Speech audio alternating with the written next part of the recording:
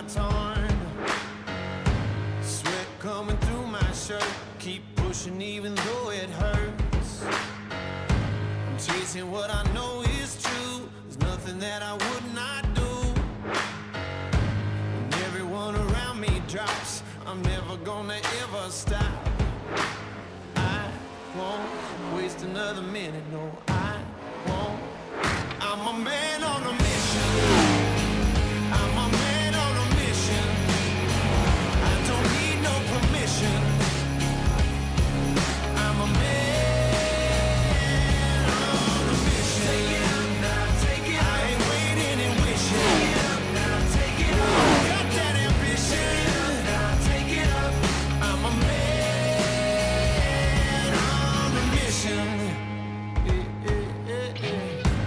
When you look into my eyes, you know you're gonna see that fire.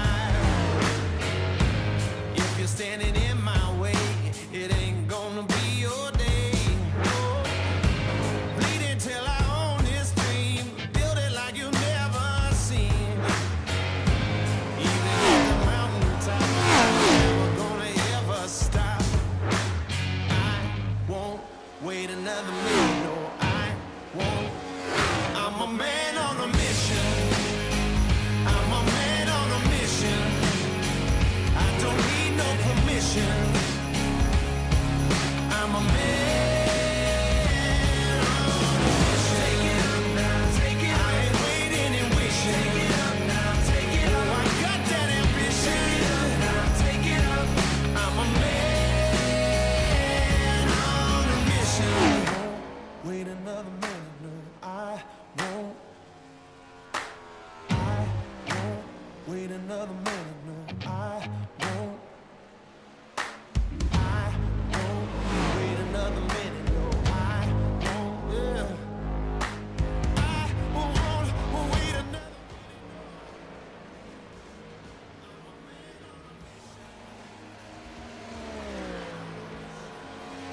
Welcome back to GEC Racing League. We're going to be out here from the heart of America's motorsports. Welcome to the racing capital of the world, Indianapolis. Tonight, the spotlight shines on the legendary Indianapolis Motor Speedway, where history's been written over a century and where champions are forged on the famous yard of bricks. But today, this isn't just another race. The regular season is coming to an end, and with only one race remaining before the playoffs begin, the pressure across GEC Racing League has never been higher. For some drivers, this is their moment to prove they belong among the champions for GEC. For others, this may be the final chance to fight their way into the playoff picture. 312 miles around one of the most demanding speedways in the world, high-speed precision drafting, split-second decisions, and one mistake could end your entire season. But one perfect drive could change it all. The next-gen machines are ready, the drivers are strapped in, and the battle for the bricks is about to begin. Welcome to the Brickyard Brawl 312. As always, up in the booth, you got myself, Jamie G, and Austin Swanson. Austin, how we doing tonight? Doing well, good sir, doing well. Always happy to be here at Indy, a fan favorite across most of NASCAR. It's always exciting to be here, and then we got a long one tonight, 125 laps. A lot on the line for a lot of these drivers as we come to the end of the season, so I expect some good racing, hopefully some green flags. And definitely going to be an exciting one because we are at the regular season, and towards the end of the regular season, only one race to go. Do you see these guys pushing any harder tonight than we normally would see them pushing, or do you see them trying to take it easy so they don't wind up in the mess? I think we're going to see a good mix. There will be some drivers that are definitely going to be pushing probably all night long just to make sure that they're towards the top and are going to accrue as many points as possible. Maybe lead a couple laps here and there. But I think there are a couple drivers who have been watching the standings all season long and are comfortable with where they are and know that they can maybe hang back and sit middle of the pack or hang out towards the back for most of the race if it suits them. So, yeah, depending on where they are on the table, I think we'll see a good mix of aggression versus relaxed driving. Well, I hope it's going to be a green flag race, like you said, either way, but I know these guys have the talent to pull this one off. And up in the booth, we can't even say special guests anymore. We're going to go ahead and say, as always, Mason Arujo. Mason, how are we doing tonight? Doing just fine. Looking forward to seeing some of these drivers out here. I was watching them in practice, and they were doing very well out there. So I'm looking forward to it. I do agree with Swanson. I think that you're definitely going to see a spread as far as how it's going to go out there tonight. But I think a lot of the drivers that are on the edge are probably going to be the ones that are trying to race very hard, try to get those points tonight. But yeah, it's going to be an interesting one. Well, as we take a look real quick at last week, we were at Phoenix with no dogleg, a very surprising, formation of that race, but in all honesty, provided an amazing race for us, for the drivers, and for the viewers. But also, as we go into, the final weeks, Logan Wilson pulling out a win at Phoenix is a big win for him, just for the fact that that's a lot of points going towards his playoff feature. And in all honesty, now is the time to get out there and do the best you can, and he definitely pulled it off with a win last week, guys. We had Jason McCabe placing second. Jason McCabe has been a fantastic driver for McCabe Motorsports for quite a while now, and big part of GEC for a long time.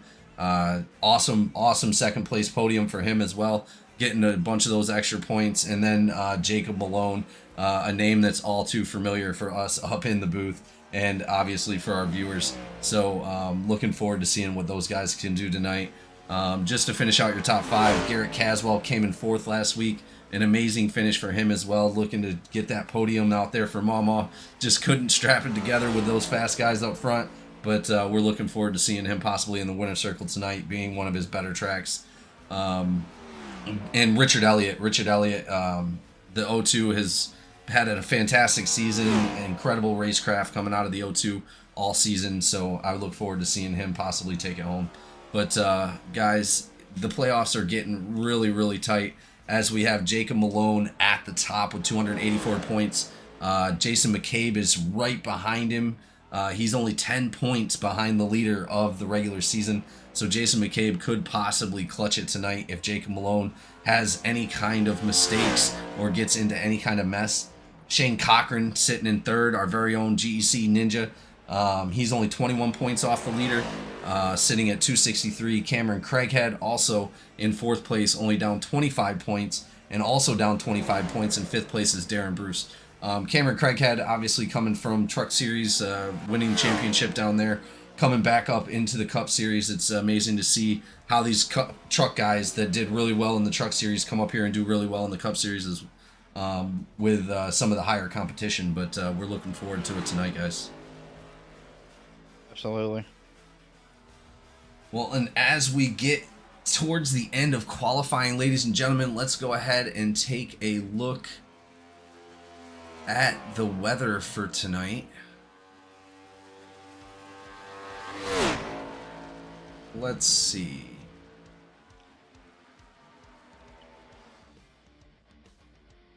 It looks like the weather is going to be pretty decent tonight, with 74 degrees out for ambient temperature, 61% moisture. That could cause a little bit of problems on those fresh tires, but partly cloudy. It looks like 13-mile-an-hour winds. Not too much to worry about as far as weather-wise, but that moisture could possibly cause some issues out there under that cloud cover. It looks like the track temperature as it stands is only 92 degrees. Not too bad, but these tires on Indianapolis are going to get eaten up regardless. Coming around all these turns, these guys have a lot to look forward to as far as like tire strategy, but fuel strategy could possibly come into play as well, guys.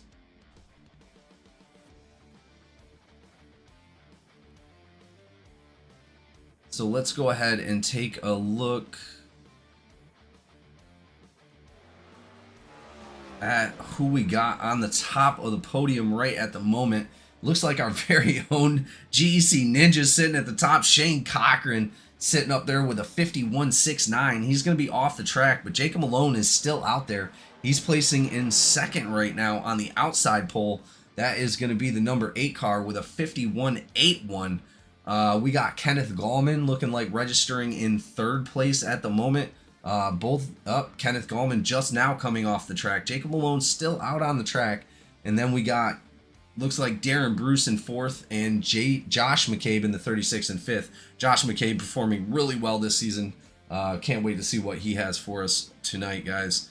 But to finish out our top 10, that's going to be Cade Dunn in 6th place, Hunter Burkmeyer in 7th, Garrett Caswell in 8th, Wesley Lynch in 9th, and Lee Kiernan sitting in 10th. Amazing run by Lee Kiernan this season as well, coming from the Truck Series. Yeah, Lee Kiernan definitely has been having some great runs lately. Been enjoying watching him the last couple of weeks. Yeah, a little bit of disappointment for him in the beginning of the season, but he's been doing well the last few races, just trying to maintain with this high-end competition out here. Doing a great job. I look forward to seeing what he can do to finish off the rest of the season. Not sure if he's actually going to make it into the playoffs, but the playoffs are very, very tight. Like I said, there's not a lot of wiggle room as far as points go, but we're going to see what he can do here tonight. Hopefully he has it in him to come home with a win.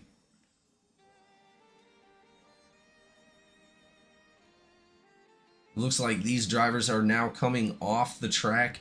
We're going to go ahead and kick it off, as always, with our national anthem. We'll see you right back here for GEC Racing League at Indianapolis. Oh, say, can you see by the dawn's early light what so proudly we hailed at the twilight's last gleaming, whose broad stripes and bright stars through the perilous fight o'er the ramparts we watched were so gallantly streaming, and the rocket's red glare, the bombs bursting in air, gave proof through the night that our flag was still there. Oh, say does that star-spangled banner yet wave o'er the land of the free and the home of the brave?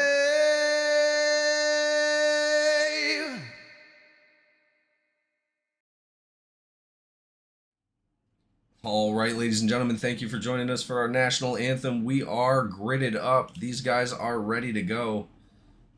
It looks like they are all behind that pace car. It looks like we're going to go ahead and go over our scrolling grid real quick.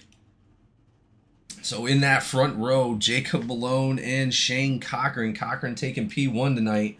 Looks like second row is going to be Darren Bruce and Kenneth Gallman. Row 3 is going to be Cade Dunn and Josh McCabe. Row 4, Garrett Caswell and Hunter Burkmeyer. Row 5 is Lee Kiernan and Wesley Lynch. Row 6, Brad Wilson and Chris Campbell. Row 7 is going to be Joseph Barrow and Chapman. Row 8, Dusty Haynes and Randy Sprouse. Row 9, Justin Openchowski and Cameron Craighead. Row 10 is going to be Richard Elliott and Reggie Jug Evans Jr. Row 11 is going to be Michael Menchaca and Jordan Marion. These guys are moving up behind that pace car. They're going to go ahead and get their spacing correct for this restart. This is going to be an amazing race. It looks like Lee Kiernan is still in the pit lane for some reason. Not sure what's going on there. Yeah, I was looking at that too. I'm not sure.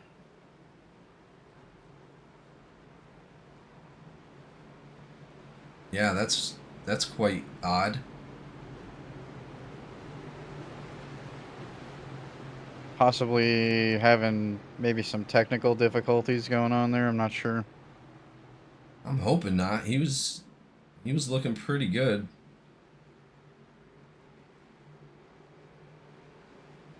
That's all right. We're about to go green flag here in a moment. Lights are off that pace car. Drivers are getting lined up. It's going to be a battle between Shane Cochran and Jacob Malone for this first restart out here at Indianapolis. Here we go, ladies and gentlemen. Pace car is in. Green flag.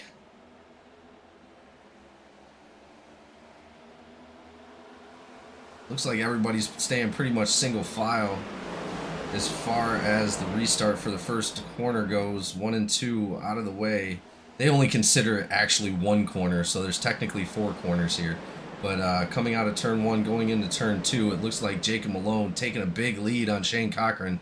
Shane Cochran, not the restart he wanted as far as going into turn 1, but he's going to be right in front of Darren Bruce. Looks like Lee Kiernan is now coming out of the pits. Kiernan, most likely with some technical issues, may get a wave around, maybe 2 wave rounds at most for technical issues. Not sure what happened. As these guys dive down to the inner wall, you're going to see them snake through this front stretch, trying to break that draft off a little bit. As we see the tires start to heat up, you're going to start to see these guys separate pretty good. Shane Cochran a little bit loose going into turn 2.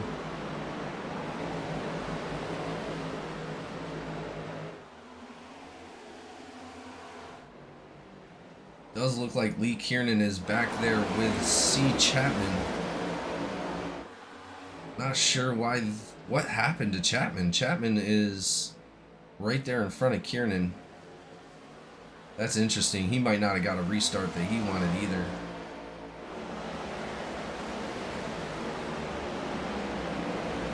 Looks like... Oh, he Go ahead. he actually got off track there. He lost his footing a little bit there and spun out. I'm surprised the yellow didn't come out for that, but he got back on the track. Chapman, that is. Ooh, McCabe up into the wall right there behind, it looks like Craighead. He just tapped that outside wall. It's going to have Lynch right behind him. Lynch taking a little bit of an advantage right there, trying to get around. Wait, that was Brad Wilson actually that hit the wall. I thought it was McCabe. Oh, he's just running that McCabe paint job out there. Ooh, Lynch a little loose, giving the advantage to Joseph Barrow. Barrow catching up to Brad Wilson there. Barrow sitting right in front of Campbell as these guys start to single file out. Dusty Haynes jumping to the outside, right there behind Campbell as well. Campbell opting into that lower line. See if it's going to be advantageous to him. It is not. Haynes looking like he really wants to get around Campbell right now. Huh. Not a lot of jockeying for position, though. Looks like these guys are pretty even all the way across the board. Oh, and I think they're just trying to take their race control and series director's words to heart there, and just trying to keep it clean, trying to get to the field. Oh, and as Barrow I'm into the speaking, wall. 4 goes around. That's going to bring Campbell with him. Reggie Evans Jr. as well. Not what you want to see for the number 4. Let's go back and take a look and see what we can see from the Looks replay. like 4 just got loose. Super loose. That is unfortunate.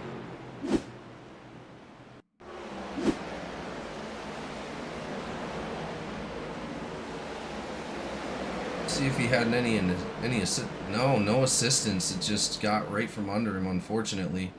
That's going to involve the 17 of Randy Sprouse, the 52 and the 93, all taking damage from that. Ooh, Openchowski also with a bunch of damage on that 96 car. Barrow hitting the wall really hard. He's possibly going to have to use that fast repair already, ladies and gentlemen. Yeah, he looks like he's limping back to pits right now. I can't really see if that tire is offset or not. No, it doesn't look like his... It looks like his tire's okay.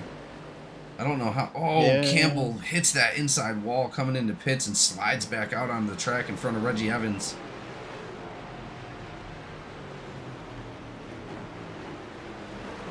Involving 4 fast cars out there tonight. Oh, man. Just unfortunate to see right in the beginning. You don't want to use that fast repair so early in case you get stuck up into something later on. I'm speaking from experience. Nursing damage is really, really hard, especially on a track like this, because they catch up to you so fast. The last thing you want to do is go a lap down and have to depend on the lucky dog to be able to get that lap back. It looks like a bunch of cars going in and using that fast repair. Looks like only 3 cars stayed out, being Cochran, McCabe, and B. Wilson. Well, and the good thing about being out here, guys, is, in all honesty, you really don't have that much to worry about as far as like being able to nurse damage back, because you do get a lot of time in the pits before that pace car comes back around.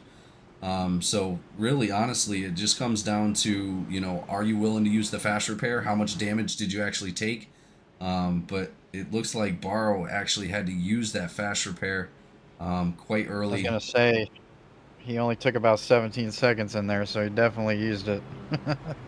Yeah, I mean, we're on lap 5, so, I mean, there's still 120 laps to go out here for the Brickyard.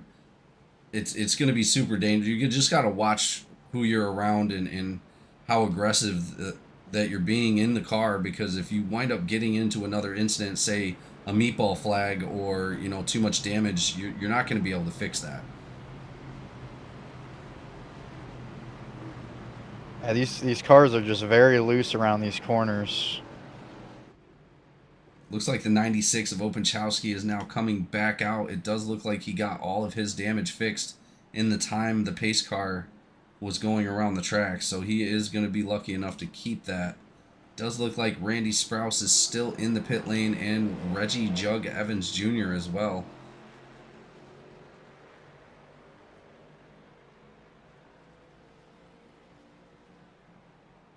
I'm not sure if they're going to get out in time. That pace car is about to come around right now. Bunch of cars coming back into pit lane as well. Richard Elliott, Craighead, Campbell. And it does look like they do beat the pace car out just barely. Reggie Evans just edging out the pace car coming out of that pit lane.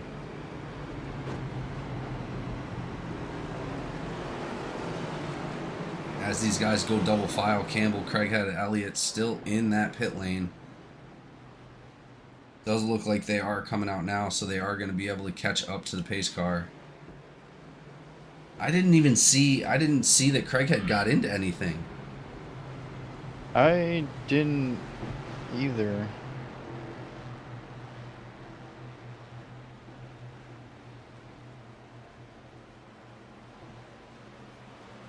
Oh, he does have a 1 times. Let's see.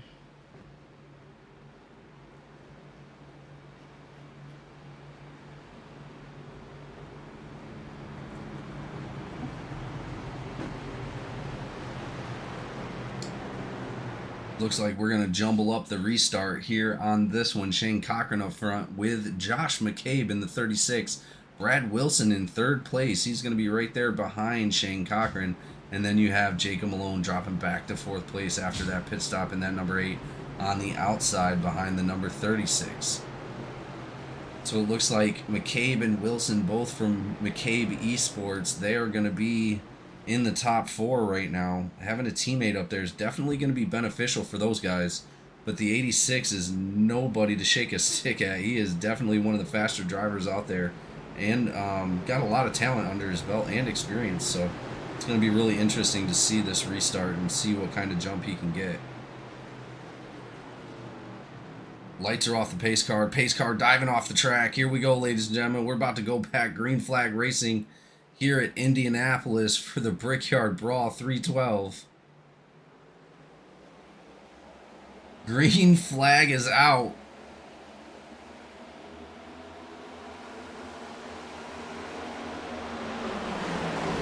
Cochran with a decent jump right there. That's going to leave the Cabes. Oh, big crash. Oh.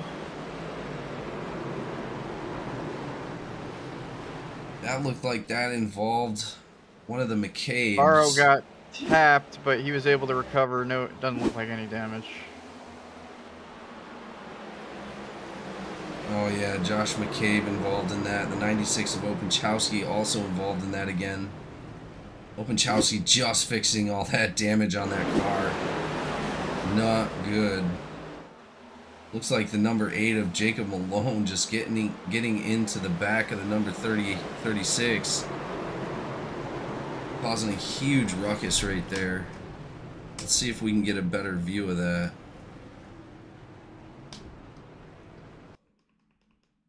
It just looks like Malone got into the back of 36, and 36 kind of just lost his foot in there.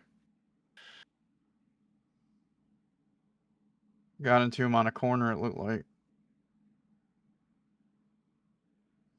Yeah, it goes up into his teammate of Brad Wilson. Wilson up into the wall pretty hard.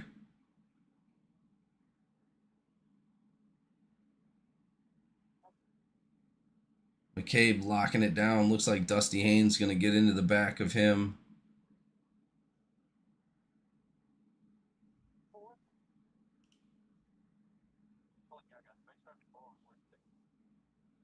Openchowski looks like he got hit with a little bit of netcode.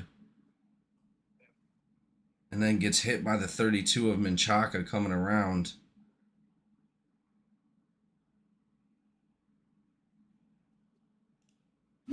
Wow, just incredible action already here at Indianapolis.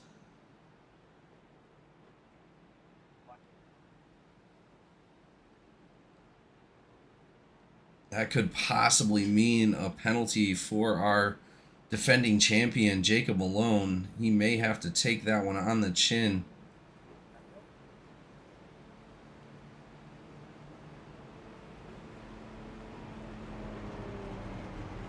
Shane Cochran safe from the whole thing. He got a decent jump on that last restart. That's going to leave Darren Bruce behind him with Garrett Caswell up into 3rd place. Kenneth Gallman into 4th place.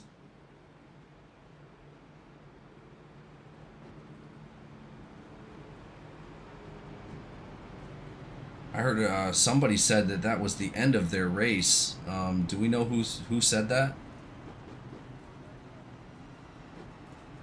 Take a quick look here. A lot of drivers in pit lane right now. Campbell just coming out. Richard Elliott coming out. Brad Wilson just now coming out. Reggie Evans Jr. also coming out of pit lane. Josh McCabe still in pit lane in that 36. Randy Sprouse, Dustin Haynes, Openchowski, and Michael Menchaca all still in pit lane. I don't know. It could have possibly been Haynes. Because it doesn't look like anybody else has any real damage except for Haynes in the pits right now. Well, it does. It looks like Menchaca's got a bunch of damage on the front end of that 32. Not 100% sure. Like if he's waiting on a timer. It looks like Dustin Haynes is getting some of that damage fixed as we speak. Chaka hasn't used his fast repair yet. Okay, so he's strategizing. Yes, I'm not sure who said that. Well, these guys better get out Crash of the repair pit. uses are Barrow, Campbell, and Brad Wilson. And we got a bunch more drivers. A lot of people double pitting again on this one. Berkmeyer, Lynch, Campbell also coming back down. Reggie Jug Evans Jr. also coming back down. It looks like Menchaca coming back out with a bunch of damage still on the front end of that number 32. Dustin Haynes is still in pit lane. He looks damage free. He looks like he doesn't have any damage on that car. See some damage on the back. But not, I don't think it doesn't look like enough damage to keep him out of the race. And it looks like it's slowly patching up, so it looks like he might be taking that time. Hopefully we get to see him come back out of pit lane. I don't see any issues why he wouldn't be able to. But here we go, ladies and gentlemen. The pace car is back with its lights off. These guys are starting to double file. We're going to have a fight here with Shane Cochran and Darren Bruce on this next restart. Let's see if Cochran can get that same kind of jump he just got last time. And as we've seen, Haynes coming back out. Haynes is coming back out. He is indeed. Awesome. Good to see him come back out. Looks like he may be the only one a lap down, as that will give him the lucky dog.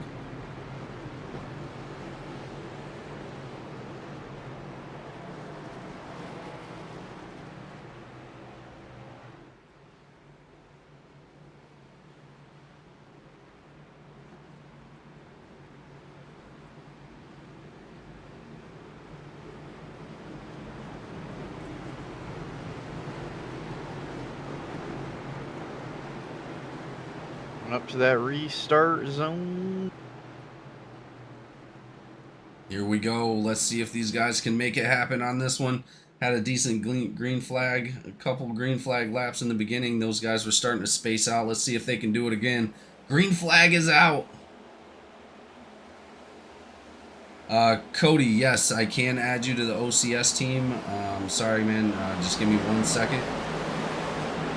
I can do it. Okay.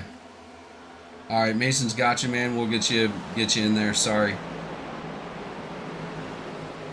Mama out there shouting out Garrett. Let's see this podium win tonight. Absolutely. Garrett Caswell is poised to take home a podium tonight in that number 77 or 87. Excuse me. He is in second place, chasing down our leader as we speak. They're going to be right next to each other. But he's also got some problems. Darren Bruce, an extremely fast driver out there. Darren Bruce looking to take that second spot away. They're going to be nose to tail on the fight for second place there. Here we go.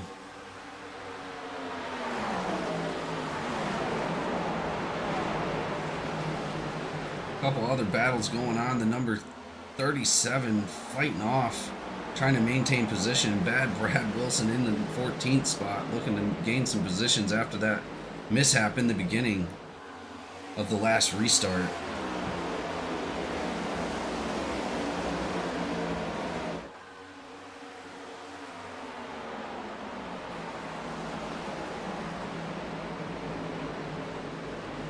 Number 11, Marion, going out wide, allowing Richard Elliott to catch up a little bit. Richard Elliott also been a great driver all season. Elliott sitting in 10th place. Kiernan out to the outside wall. Smashes the outside wall hard. Back up into traffic. Oh, huge man. crash from Kiernan.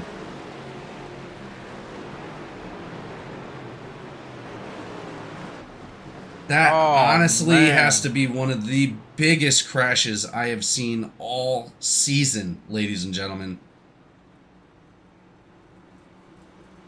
Let's go back and take a quick look at what happened to Kiernan.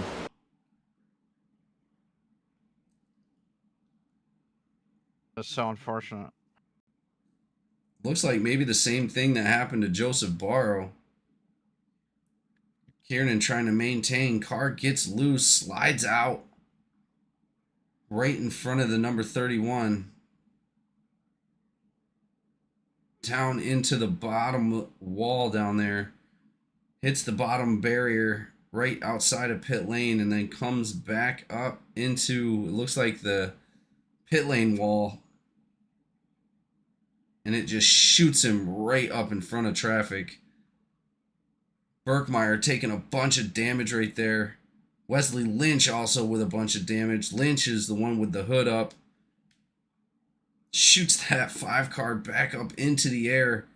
Also into Sprouse. Sprouse already involved in an incident earlier in the race. Not sure if he's going to have a fast repair to be able to fix that car.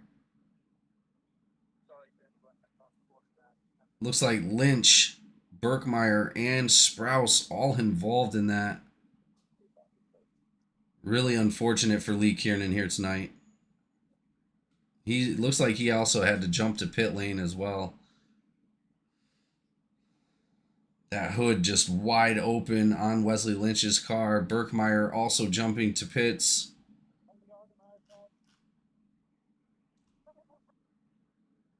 A lot of chatter going on over the mic right now. Really unfortunate to see this early in the race. That is definitely going to be a meatball flag for Hunter Berkmeyer and Wesley Lynch. Berkmeyer looks like he used up that fast repair to get back out there. A couple black flags going on. Lee Kiernan with a black flag and Randy Sprouse with a black flag. Sprouse most likely going to be able to get that cleared from the last accident. Sprouse did have a fast repair. He's going to be coming back out on the track.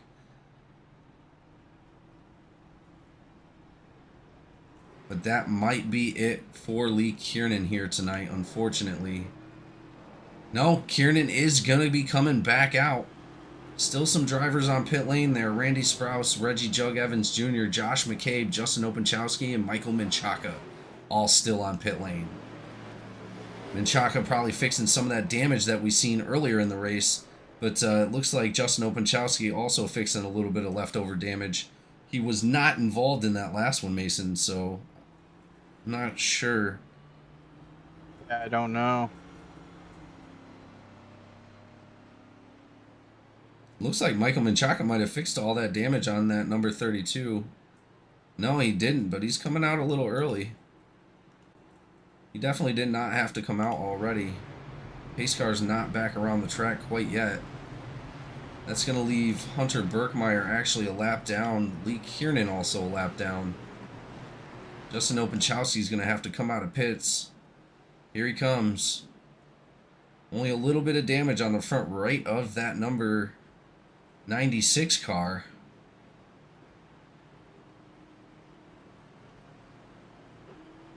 A lot of drivers coming back down for that double pit again. Richard Elliott, Reggie Jug Evans Jr., Hunter Berkmeyer, and Lee Kiernan all coming back into pit lane.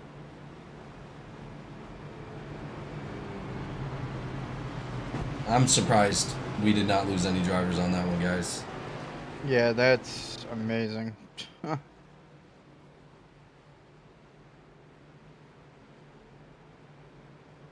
As we grid back up, double file here.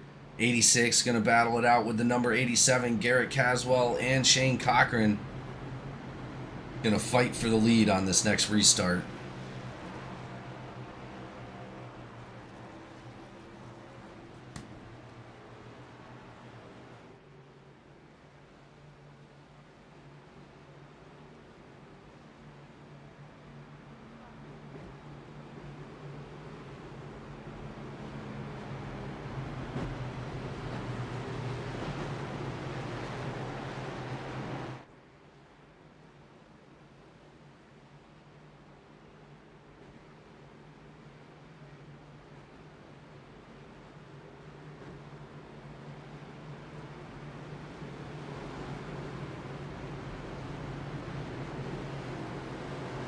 Here we go. We're about to restart this race one more time. 86 up front, going to control the restart. Let's see if he can get a good enough jump again. Looks like Cameron Craighead has fought his way back up to into the top 5 and sitting in that 5th place. He's going to be right behind Darren Bruce. Darren Bruce behind Shane Cochran, and then the 71 sitting behind our second place of Garrett Caswell, Kenneth Gallman. Here we go. Once again. Looks like the 87 real close to that number 86. He's going to have to be careful not to make contact on the restart. Green flag. As Garrett Caswell drifts down the track a little bit, he's going to have to move back up. Whew, that was real close right there. He's getting some close contact with these boys, man. That's all right, as long as it doesn't cause an incident or ruin his race for any reason. Outside of Cameron Craighead, almost makes contact with Craighead on that rear quarter panel right there. 86 gets a good jump, but we have Darren Bruce now moved into second place. Darren Bruce, an excellent driver all in his own right. He has made an amazing season for himself here at GEC for Season 8, and hell of a driver. Very, very fast. Yeah, he's been doing great. As he gets, he gets loose, almost losing it right there. Is more than the first driver that I've seen get loose on that same corner and go into that same, almost the same spiral as Kiernan did. And Barrow. Before, I think it was Joe Barrow as well. That corner is getting super spicy. Yeah, that is super dangerous over there. I'm not sure what's going on coming out of that corner, but these guys have to be extremely careful. Craighead getting a little loose as well, going up into the outside wall a little bit. As the 86 tie bombs that bottom line, trying to break that draft off, gaining a little bit of momentum, coming around for turns 3. Trying to take that draft away from the number 1 car for sure. And it seemed to work. He gained a little bit of distance right there. He's now 0.3 in front of Cameron Craighead. As they come out of turn 4, he's going to do it again real quick. He's going to try to break that.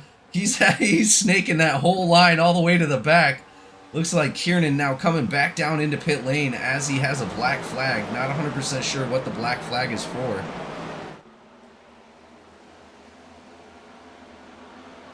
Here comes Craighead trying to go low. Oh, he gets the 86 into the wall. Sparks come flying out of the 86 and that number 1. 86 not going to be happy about that. Let's go back and take a look and see what happened right there. Shane Cochran really not happy with that one. Oh, I am sure he was not happy at all. It looks like the number 1 just getting loose and just knocking them both up into the wall. Looks like Shane Cochran comes out with no damage, but the number 1 definitely has some damage on the right front of that number 1. Shane Cochran losing a bunch of spots right there. He's going to be dropped back all the way to 7th place, moving back to 8th place. He's going to be sitting right in front of Joe Barrow that was involved in that first 4th corner accident. I don't know. It looks like Shane Cochran lost a lot of speed, guys. I'm not 100% sure. Yeah, I think something might have happened up there when he got pushed into that wall. I'm not really sure what the car is doing right now, but he definitely did lose a lot of speed. I can't see any damage on that 86, though. I don't see anything. I don't either, but let me check something here.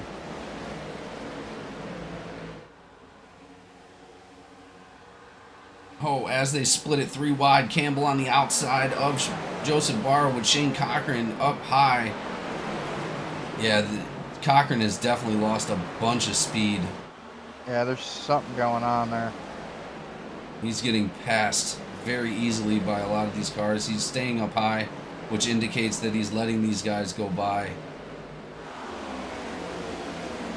Definitely not going to be happy with Cameron Craighead. Dustin Haynes trying to give the number 86 a little bit of a boost to try to stay up front. I don't know if he's going to be able to maintain that speed, but again, guys, I do not see any damage on the 86. No, neither. But he is falling back fast, all the way back to 12th place. Dustin Haynes goes around in turn 4.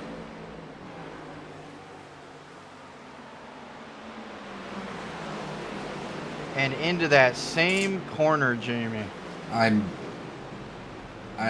I don't know what's going on out there, man. I really don't. It does not look like he actually made contact with that wall. We sure we didn't have some fans put down some marbles on that corner? I'm not sure, man. I am not sure. It doesn't look like he had any assistance either. He touched that grass. He locks it up. Oh, he did. He did make contact with that inside wall. Pretty hard too. Let's see if we can get a better look. Grass will get you.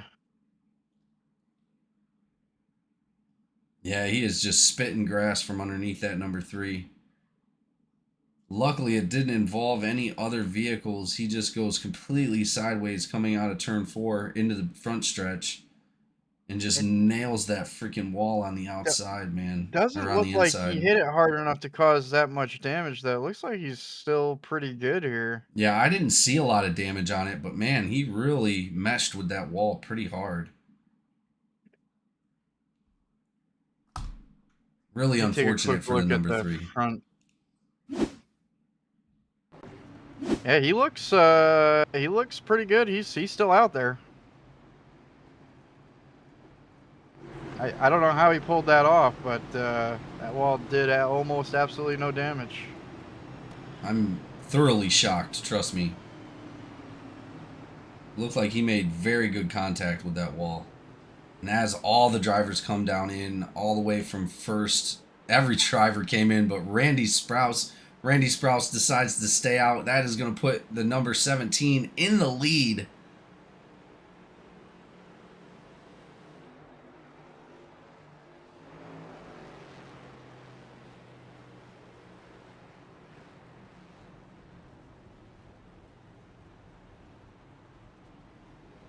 Looks like Shane Cochran is also coming down in to see if he can get some of that damage fixed. Again, I don't know what damage he actually took from that contact to that wall. Yeah, I'm not sure. Well, we're about to see if he actually just stays in pit lane to get any kind of damage fixed. And it does look like he is staying in, so I imagine he's getting some of those optional repairs taken care of. I'm just not sure if we're seeing all the damage, you know what I mean? I mean, I guess there could be some internal damage, but from the outside, it didn't look bad.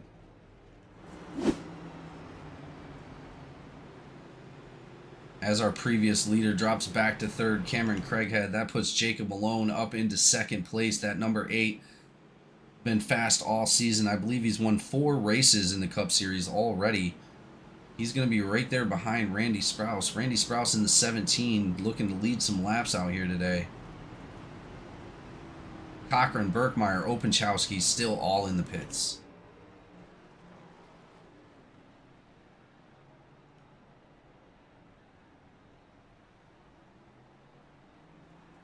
Looks like Openchowski's still nursing some of that damage. He's got some time, though. He can still sit there for a few more seconds. As that pace car is coming around turn 4, he's going to have to focus on getting out of that pit lane. Cameron Craighead coming back. Ooh, he almost hit that pit cone. If he'd have hit that pit cone over that line, it would have been a penalty. He's going to have to be careful with that. Looks like Cameron Craighead still with a little bit of damage on the right front of that car. Openchowski now coming out. Shane Cochran also now coming out. Cochran must have had a bunch of damage on that car to be sitting there that long. Let's go ahead and look at some of the repairs that have already been done. Lee Kiernan with 15 minutes of repairs already. Justin Openchowski with 4 minutes. Dustin Haynes with 2.5. It looks like Michael Menchaca 2:31. Randy Sprouse 1:54. Hunter Berkmeyer with 1:54. Reggie Jug Evans Jr. is going to be 1:53. Cochran with 1:27 off of that little bit of contact with that outside wall. McCabe 58. Chapman 22. And Wesley Lynch with 2 seconds. Let's go ahead and take a little bit of the pit strategy into play here. Looks like Randy Sprouse coming in 9 laps ago, only to get repairs. He's going to have 9 laps on those tires. Jacob Malone, fuel only, all the way back from Jacob Malone to Joseph Barrow taking fuel only. Josh McCade, 2 tires. Darren Bruce, and everybody from Darren Bruce down to Jordan Marion taking 4 tires.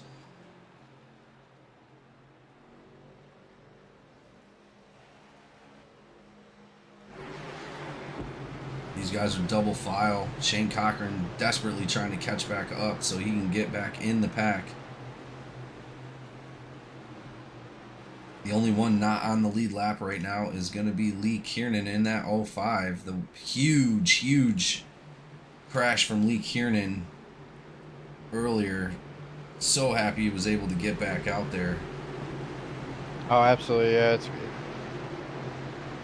I'm glad that he was able to continue his race for sure.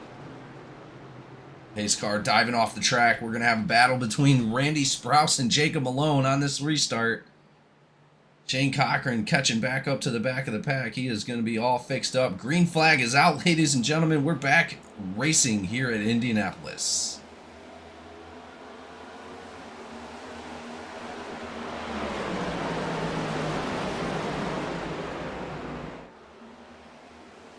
Oh, Randy and we got Sprouse goes 17 around. Going around.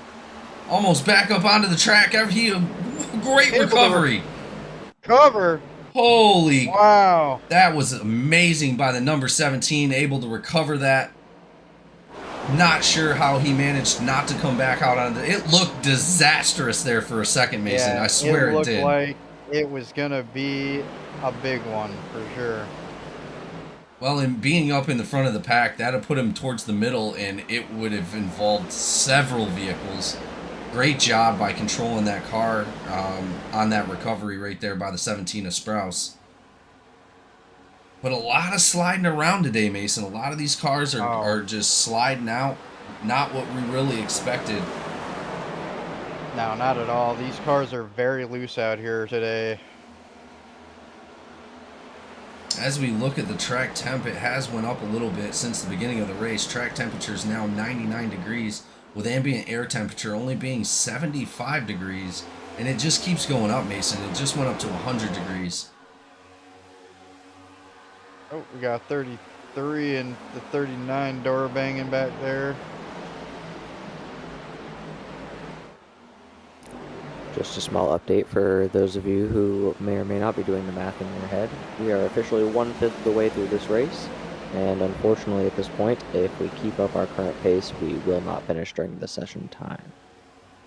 Really? We are currently 36 minutes in at 26 laps with 99 remaining. We have less than 2 hours left in the session. No way. That Wow. is a We crazy need some stat. green flag racing. That is a crazy stat. Oh my God. We should do well to inform our drivers of that, possibly.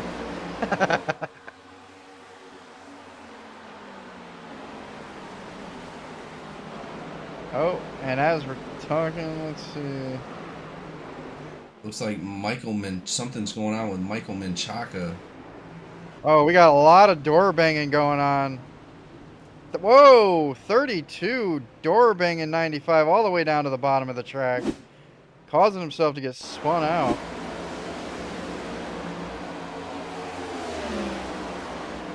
Not sure what was going on there. Looks like a little bit of a door bang coming from the 95 and a little bit of retaliation from the 32. Trying to push him down the track a little bit. Did Trying not to get work it well. looked like he's trying to get him down into that grass. Not good for the 32 as he took Sounds a like a brunt bit of of- the damage. A retaliation factor going on there. 32 is going to have to come in and get some of that damage fixed. He's going to be coming down to pit lane.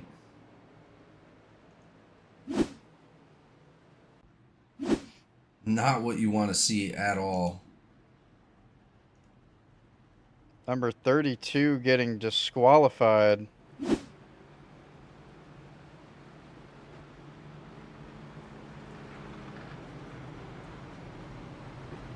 Really?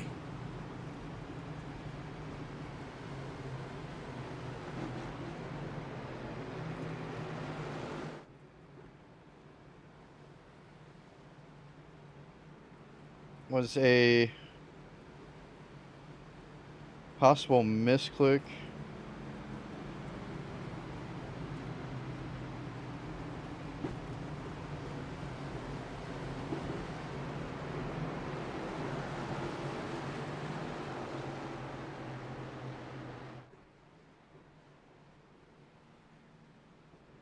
That was I mean, that was pretty heavy right there. That was pretty That, intense. I'm not. I won't lie. I mean, to me, that was pretty reckless. I mean, regardless of it being a mistake or not, I probably I would leave. I would myself. I would leave that to stand, unfortunately. But that's me. We shouldn't be tolerating that around here. Well, let's go ahead and go back and take a quick look.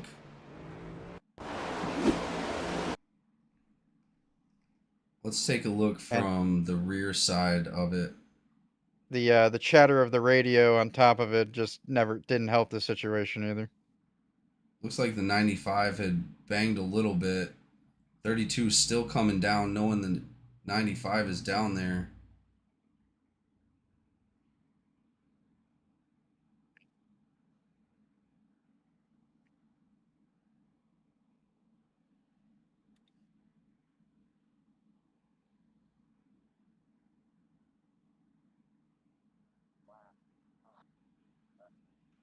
Man, that is just incredible. Let's watch it full speed.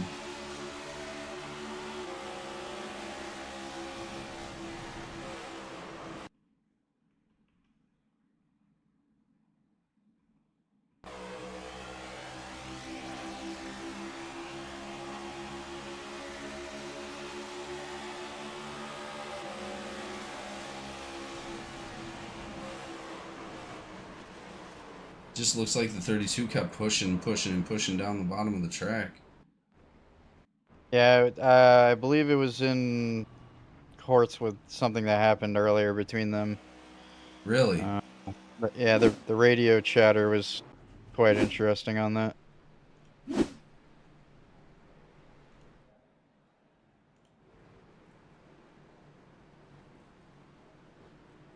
Wow. Really unfortunate for the 32 of Michael Menchaca.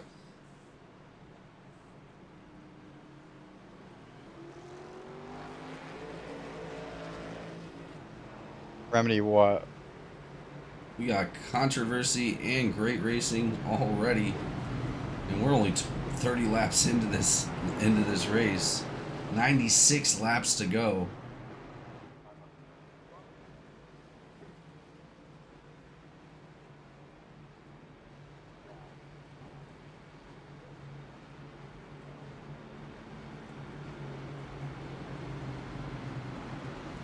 Do we know what happened earlier in the race? Why he was so heated at the 96? I can go back and take a look. I wasn't really paying a whole lot to the conversation there.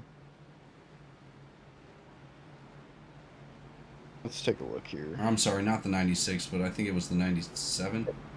It was it was between him and Birkmeyer.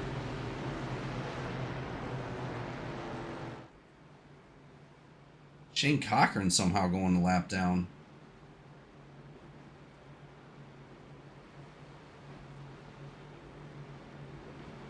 Richard Elliott still in the pit lane as well. Not sure what's going on there.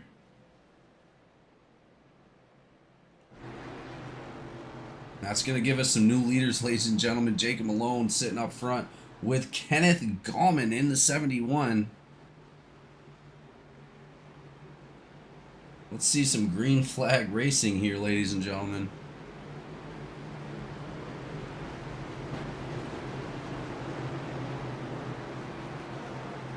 Incredible turn of events already, Mason. Incredible. Oh yeah, it's been wild. It's been wild out here.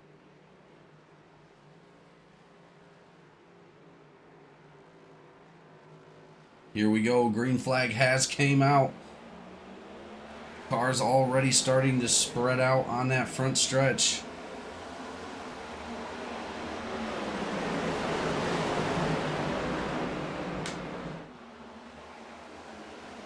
Huge jump right there by Jacob Malone in that number 8. It's going to give him 0.5 in front of Joseph Barrow. Joseph Barrow moving up to second place.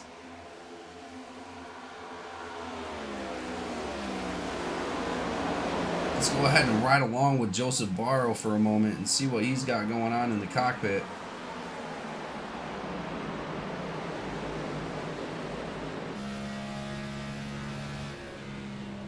We also have an in-car with Joseph Barrow as well. Barrow involved in the incident earlier in that first spin around.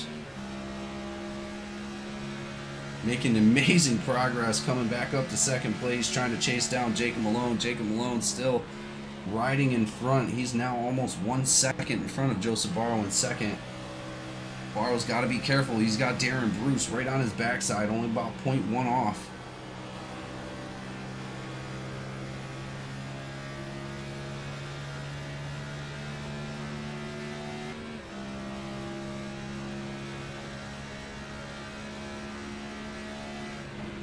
Bunch of focus on Barrow right now. Sitting there with that blue GEC trophy in the back there, I can see.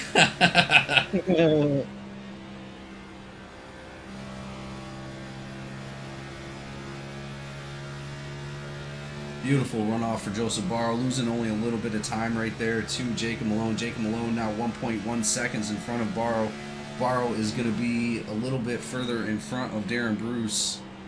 Let's see if he can maintain that gap.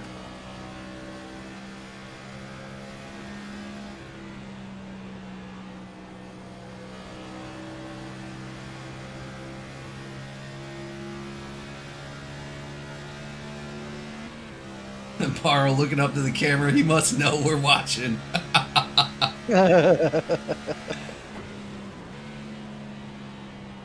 He must have us pulled up on a second screen. I bet. When I'm racing, I always have it pulled up on my phone right in front of me so I can see. Let's go ahead and go back outside the cars. See what's going on as far as the track. Openchowski going out way wide on that one, down low. Barrow out wide as well on that last corner, coming out of 1 and 2. Or coming out of 1, going into 2. Aaron Bruce not backing off at all. They're going to have Kenneth Gallman back and forth. Restarted in second. Didn't get the best restart coming out of that first turn, but here we go, ladies and gentlemen. Barrow still in second place. Is that Marion, number 11? Marion is number 11, yeah. I'd like to point out he's quite literally the only car out here right now with 0 incident points. The only car? Only car. That's incredible. Good job, Marion, staying out of it. That means he is definitely still sitting on that fast repair. Let's go ahead and take a look. He's riding back in 15th right now, just trying to maintain his own race. We're sitting right there behind Dusty Haynes. Reggie Jug Evans Jr. is going to be behind him in 16th, and then Randy Sprouse in 17th.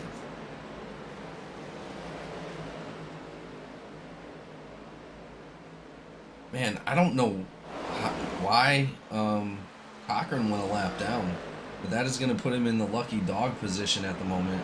So he is going to be sitting poised to be able to get that lap back if we do have another caution.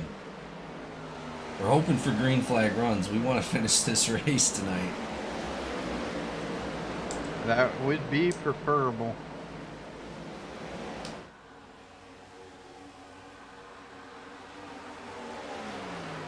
Tell me we're going to have to start setting them up for 5 hours. Good Lord. Oh, God, don't say that.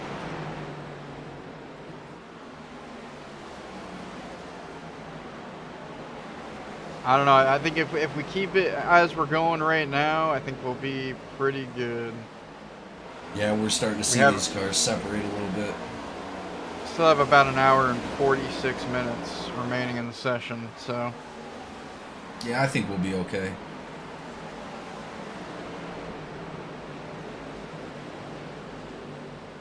"48 minutes on the clock of current race time. with 36 laps of 125. A little bit of a wiggle right there coming out of the one. But it looks like he was able to maintain that right in front of Garrett Caswell in that number 87 car. Garrett Caswell trying to move his way back up to the front of the podium. Ooh, number one up into the wall hard right there. Garrett Caswell making his way to the outside of Cameron Craighead, diving back down behind him. Can't make it happen right now. Cameron Craighead still with a bunch of damage on the front right of that car. You see how that fender's pushed in towards that tire. That's going to cause a little bit more tire wear than normal. Caswell trying to make it happen. Caswell too is outside. Still not able to make it happen. Cameron Craighead still fast in that number one. As Caswell dives to the outside to break a little bit of that line. He is able to get on the outside or the inside of Cameron Craighead and make that pass. Cameron Craighead dropping back a few spots right there. Craighead is going to be back to 12th.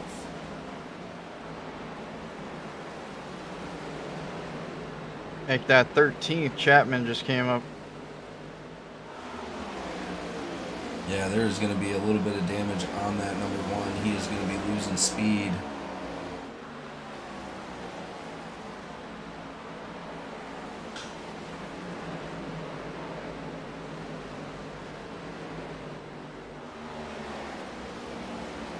Cameron Craighead getting real close to that grass line. He's got to be real careful there. Touches that grass and he's just going to go around. Well, that's what we seen from Dusty Haynes a couple cautions ago. Getting into that grass, causing a spin coming out of turn 4, where we've seen almost every single caution come out tonight.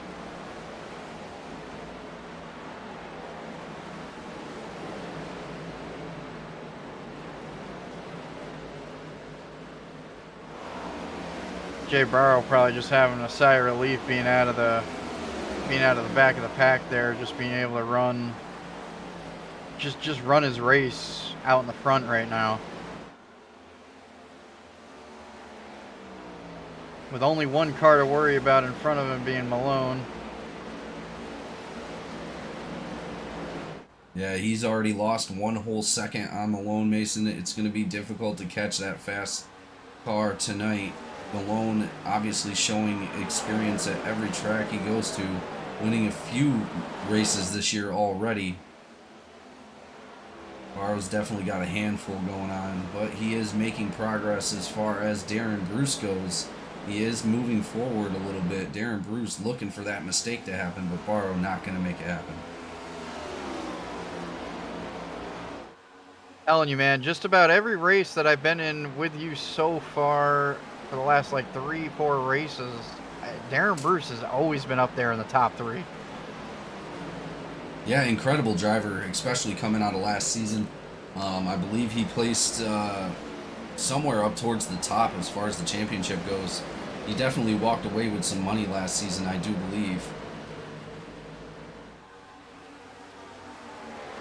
At one point, I believed he was poised to win the championship.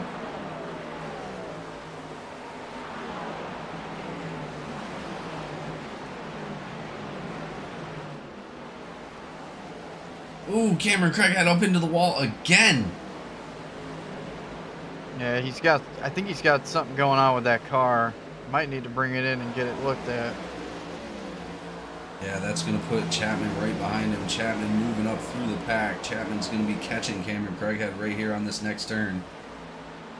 Can Chapman make it happen? Oh, another wiggle coming out of Cameron Craighead. That car looks extremely loose tonight. Something mechanical definitely going on. I think these guys have finally caught on to that turn 4, Mason. Yeah, I think they're finally starting to realize that that's where everybody's getting loose. They're starting to take it a little bit more cautiously around that area now.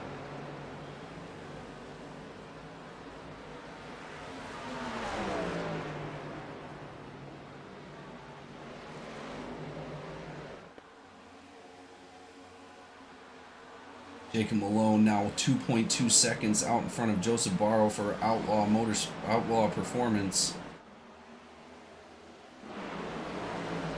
I believe that's going to be, Malone is going to be his teammate this season as well for Outlaw.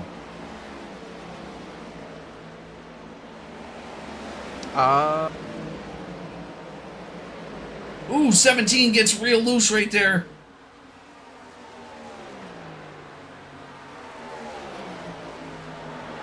Or no, that was Garrett Caswell in the 87.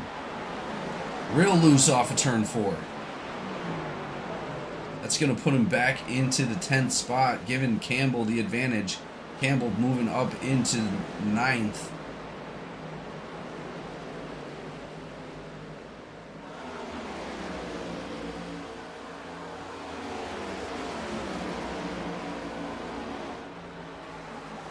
Let's see who some of our biggest movers tonight are. Joseph Barrow being on top of the list, up 12 spots in 2nd place. Cameron Craighead up 6 spots in 11th. Brad Wilson 5 spots in 7th. Marion up 5 spots in 16th. And Hunter Berkmeyer up 3 spots in 4th. Hunter Berkmeyer is already back up in 4th? That is crazy. Oh, we are seeing some cars coming down into pit lane. Wesley Lynch and Cameron Craighead both coming in to pit lane. I'm not sure if this is an early pit or they're trying to fix some damage. We're going to see right here what's going on with those cars. Cameron Craighead using that fast repair coming in. This is going to be a green flag pit stop for those guys. Sounds like a few other cars coming in as well. I heard of the 4, and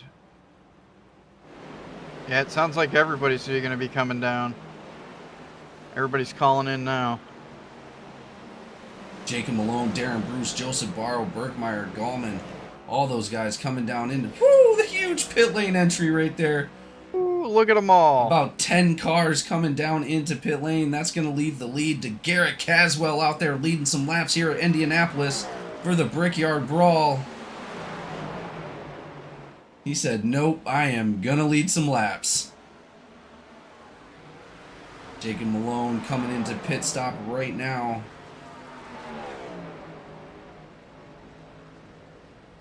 Like, everybody taking some fresh tires out here in the pit lane.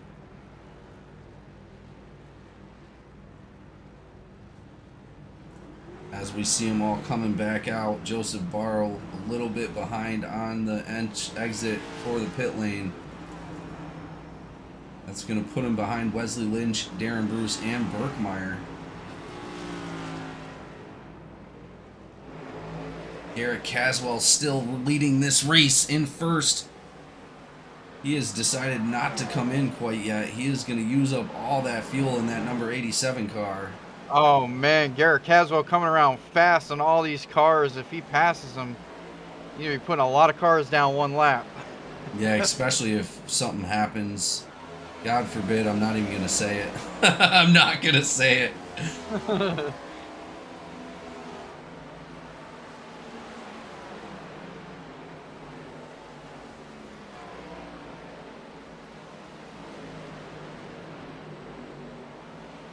A little bit of a longer race tonight, Mason, definitely. Oh, definitely. I mean, even though it seems like a slightly shorter track, more open and wide, of course, but just a very technical track, with especially with that corner and where everybody was crashing out. Like, you just got to take it careful around some of these areas, which just tends to slow it down a bit. So. Well, we see Josh McCabe and Jordan Marion deciding to come down into pit lane. Our leader, Garrett Caswell, still not coming in. At what point do you think it's going to be a disadvantage for him to lose time on those fresh tires? Tires do come off pretty fast, so I don't think he's going to lose a whole lot, but it's definitely going to be beneficial to come in and get fresh tires here soon. Yeah, I tend to agree with that for sure. But what an incredible pit stop right there with all 10 of those cars. They did a great job coming into pit lane. Garrett Caswell still deciding to stay out right in front of Opachowski at the moment. Reggie Jug Evans Jr. jumping up to second place. He's going to be a little bit behind, about 4 seconds behind our leader, Garrett Caswell, at the moment. A little battling here between Haynes and Campbell. Campbell. I always want to call him Campbell. I don't know why.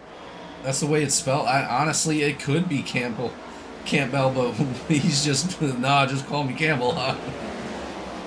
But no, he's been here for a long time. GEC veteran, awesome driver. Love to see him out there battling it out.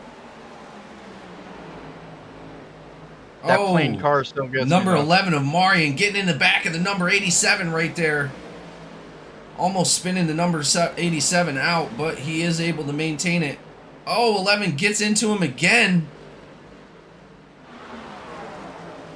He is not going to be happy about that. Great driving by the number 87 of Garrett Caswell, maintaining, not making that caution come out.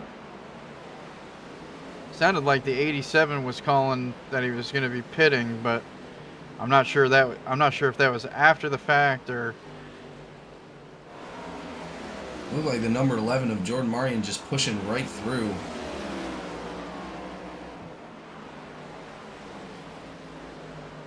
Garrett Caswell in pit lane. Reggie Jug Evans Jr. now leading this race. He's going to be leading some laps out here at Indianapolis. Not very many lead changes so far, though. No, not very many at all. Looks like Jacob Malone leading the most laps with 24. Shane Cochran out there had 14 laps. He's now showing a lap down, unfortunately. Garrett Caswell with 4 laps. Cameron Craighead with 3. Randy Sprouse with 3. And Reggie Jug Evans Jr. with 2. Almost about to be 3. We'll see if Reggie Evans decides to come down into pit lane. Shane Cochran just hanging on to hope, waiting for like a caution or something to come out. That way he can get that lap back. Well, it looks like Reggie Evans, he's going to be on 20 lap old tires compared to these guys that just had come in. Jacob Malone is going to be right behind him in that number 8 car in second place. Malone taking 4 tires. Burkmeyer only 2 tires. Bruce 4 tires. Lynch 2. Bruce 4 tires. Lynch 2 tires. And then it looks like all the way from Lynch down, all took 4 tires. Joseph Barrow moving back to 6th place. Cochran now into pit lane.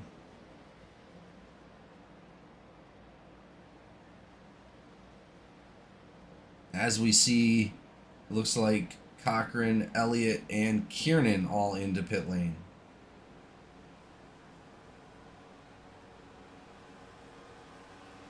And Reggie Jug Evans Jr. finally coming down. I knew there was a 4th car in there, I just didn't see who it was. That's going to give the lead back to Jacob Malone in that number 8 car. He's going to be 2 seconds in front of our second place of Hunter Burkmeyer. Hunter Burkmeyer involved in that incident earlier with Micah Menchaca. Going to make his way up to the lead right behind Jacob Malone, only a little bit away. Jacob Malone, normally huge pit stops coming from him, but he did not gain a whole lot of time on the other guys that pitted.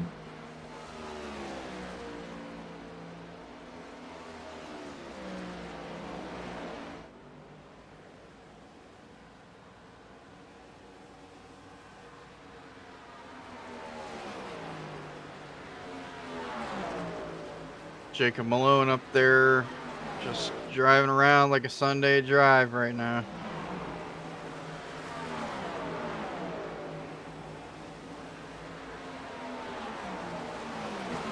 Joseph Barrow trying to make it happen, moving back up into the top 5.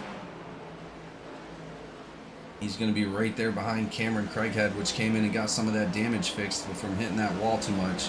Cameron Craighead looks like he is keeping the speed he had in the beginning of the race when he was leading.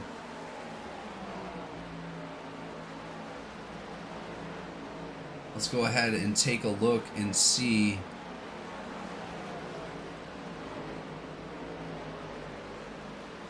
who has the fastest laps on track right now. Looks like that's going to be Jacob Malone with a 52.03, but right behind him is Hunter Birkmeyer with a 52.11.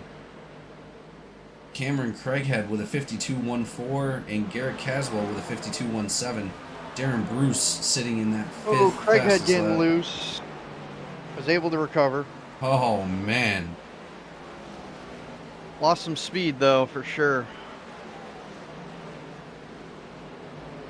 Glad he was able to keep it all together. Not bringing out a caution here at Indianapolis. Brickyard Brawl continues green flag laps.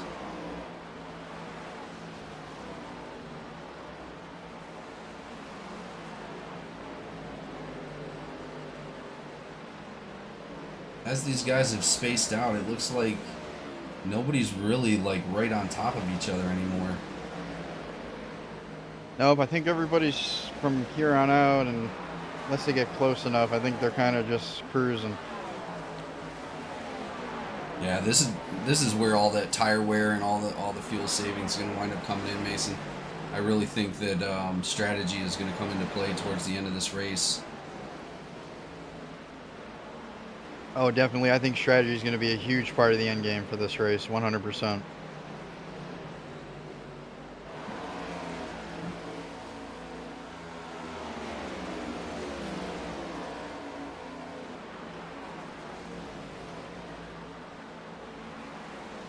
Whether it comes down to taking a full, fresh set of tires or only taking, the left-hand side tires or anything to cut down on that time, but also make it so that they're going to be able to get around that track.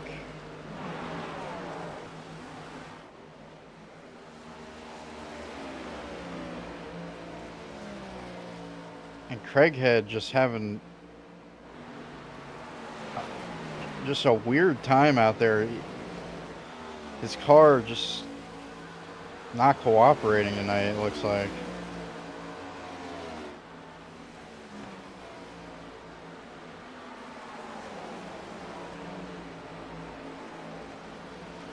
Well, it could be this just might not be Craighead's track. He might not like it here. Not losing a lot of time though. He's still right up behind P5 of Joseph Barrow. Barrow closing in on Wesley Lynch in P4. Barrow is going to be sitting right behind Wesley Lynch. That's going to be one of his other teammates. Barrow taking Lynch it down telling low. Barrow to take it. And he doesn't hesitate doing so. Barrow sweeps down low right up in front of the number 33. Tapping the wall right there in front of the 33. That's going to give the advantage to the number 1. Number 1 is now catching both of them. Oh, here he goes, going under. Side by side with Joseph Barrow coming into 3. And he makes it. Coming into 4 now. Barrow just not able to hold on to it. That's going to give the advantage to Cameron Craighead coming into the front stretch. Craighead goes ahead and takes 4th place. Incredible move right there. Incredible move by Cameron Craighead. Taking advantage of the two teammates working together. Yeah, I think unfortunately what happened there was I think Lynch just kind of reduced speed too much for Joe to pass, and it just allowed Craighead to catch up pretty quick on that. So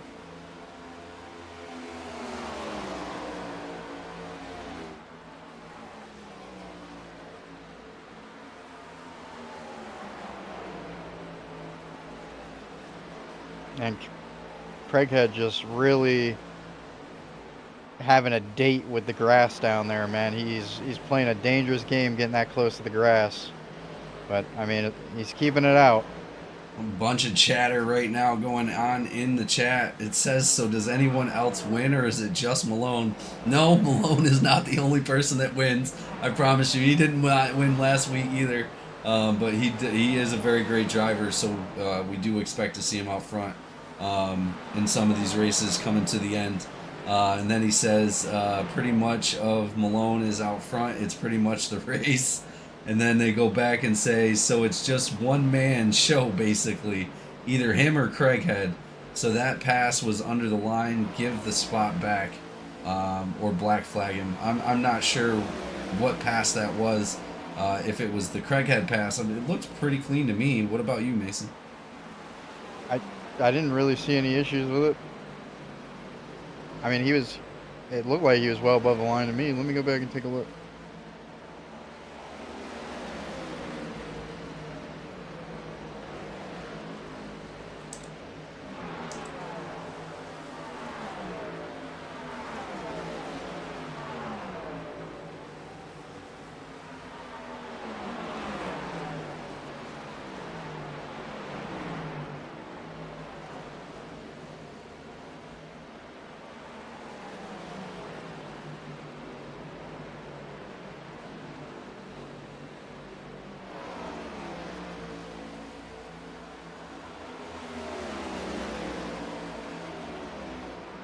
As Mason goes back and takes a look at that, we're going to check out Jacob Malone. Jacob Malone now increasing that lead, 3.94 seconds in front of Hunter Berkmeyer.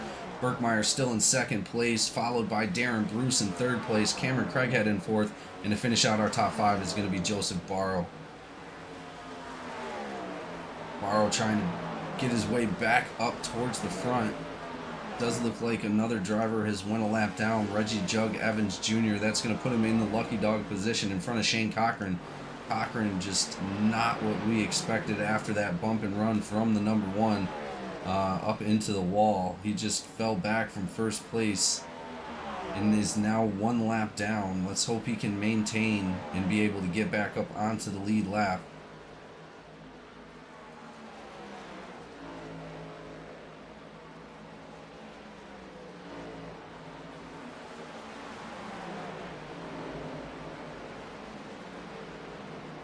I mean, it does appear one was already on his side before he went down below the white line. However, I'm not aware of the rule for the. Well, he would have to have all four tires under that white line. Oh yeah, no, there was only two, so he's definitely clear on that.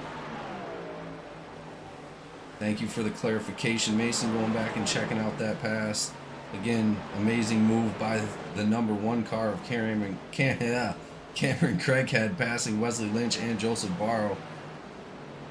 Craighead still up into fourth place right now, followed by Joseph Barrow. Barrow still trying to catch back up to him.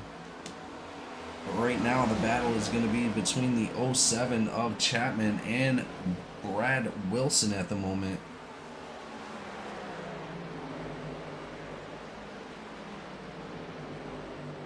And Campbell right behind them.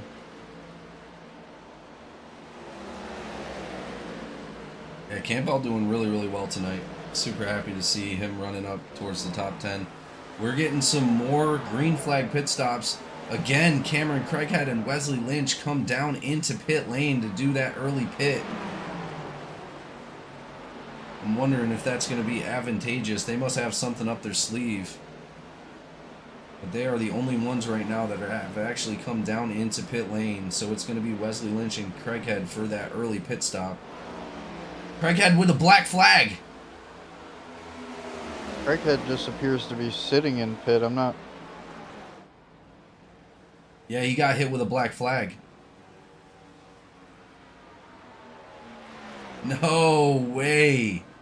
Craighead doing an amazing job to get back up towards the front, running fourth, comes into pits. Most likely caught us speeding in pit lane, unfortunately. Not what you want to see for the number one. Already having a few issues, but all these drivers are now coming back down into pit lane. He definitely had a pit hold. I'm not sure what it was for, but I'm pretty sure it might have been speeding. Cleared. It doesn't say exactly what it was for, but it was cleared at this time. Joseph Barrow with a black flag.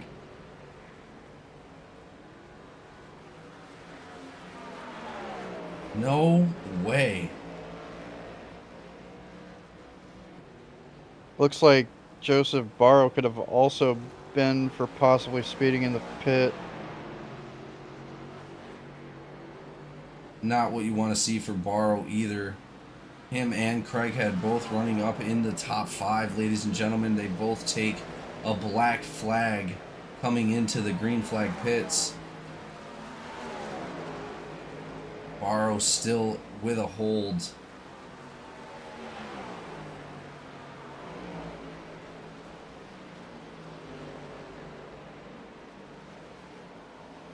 Sure, Barrow is not going to be happy about that one, ladies and gentlemen.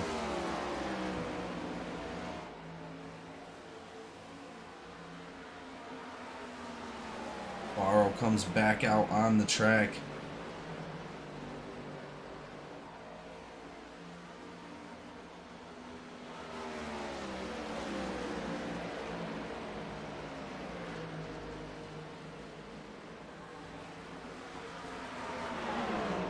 Garrett Caswell again leading this race. He is extending that lead laps, or the amount of lead laps that he's going to get for this race, just by staying out and continuing to run on that tank of fuel, where everybody else seems to have pitted already. Garrett Caswell, McCabe, Marion, Campbell, and Sprouse all still have not come into the pit lane.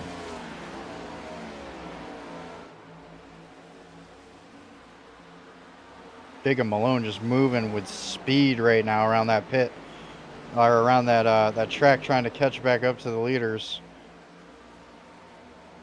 Well, we are already a little bit over halfway in this race for Indianapolis for the Brickyard Brawl, ladies and gentlemen. We're going to go ahead and see what happens when these other drivers come in. 2 drivers already catching black flags up into the top 5.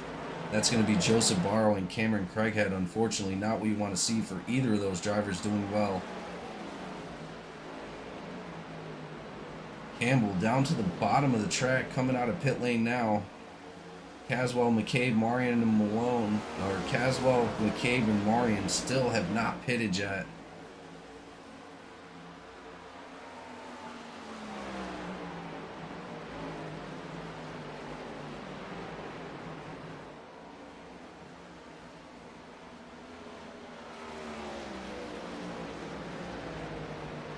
Caswell down into pit lane as well.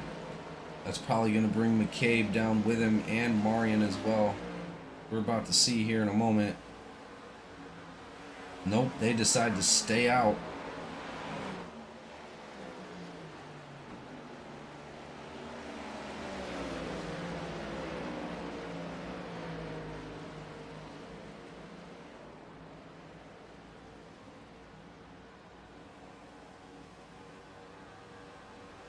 Incredible racing. These guys have kept a green flag for several laps.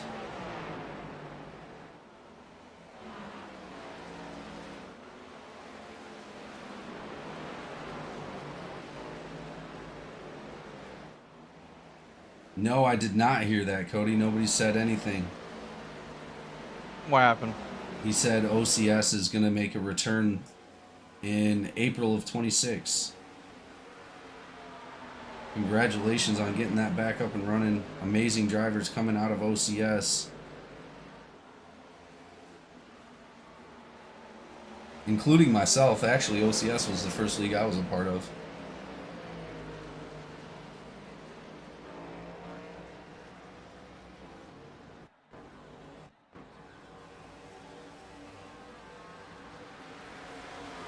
As we ride around with Shane Cochran, let's go ahead and take a look and see what's going on in the cockpit. Cameron Craighead gets loose behind him, up into the wall. Looks like he's able to maintain it. No caution comes out. Cochran in there with those googly eyes running around the track.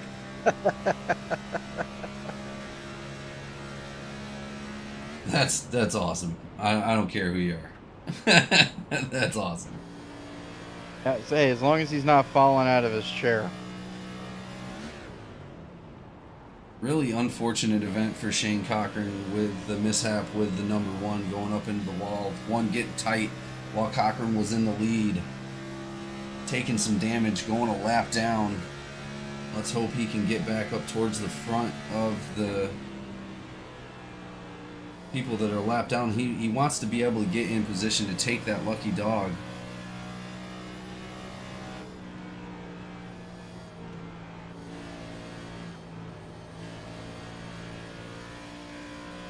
Looks like tires are wearing off pretty quick out there, Mason. Oh yeah, for sure. What are we looking at for temps right now? We Take a can look check here. that out. Oh well, mine's in Celsius, so I don't know how to read that. In Yeah. Fahrenheit. That's all right. I can go ahead and take a look right now. It looks like actually it's decreased. The air temperature ambient is going to be 75 degrees, 95 track temp.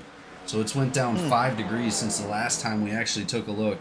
Humidity is also coming down 54%, still partly cloudy. So we might see these cars start to get loose again with these fresh tires, maybe like more loose than like they were at the beginning. Yeah, that is a big possibility. Absolutely. Cochran coming down into pit lane. Lee Kiernan also coming down into pit lane. Joseph Barrow sitting in that lucky dog position at the moment. Jacob Malone sitting right behind Justin Openchowski, looking to make him a lap down as well. That's going to give Openchowski the lucky dog. Openchowski now goes a lap down. He's the first lap down car in that lucky dog position. Jacob Malone keeps it pushing forward. He is now 7.2 seconds in front of second place of Hunter Birkmeyer. The last thing Malone wants to see right now is one of those yellow flags come out onto the track.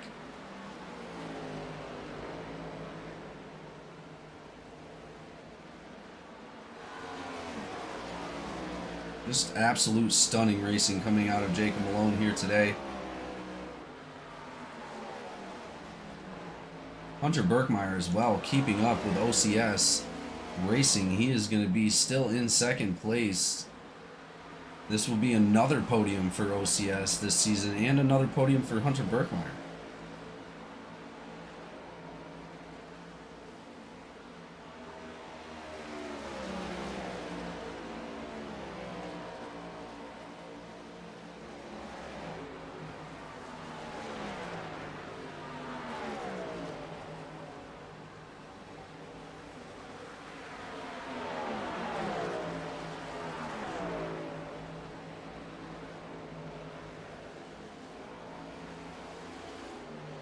Cameron Craighead, it looks like he's dropped back a little bit.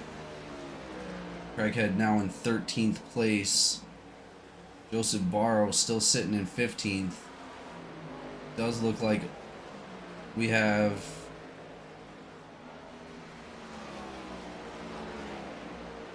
eight drivers right now a lap down.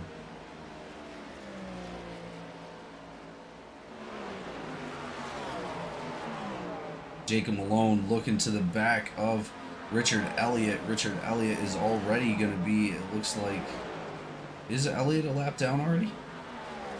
Yeah, Richard Elliott is 2 laps down. Two currently. laps, yeah.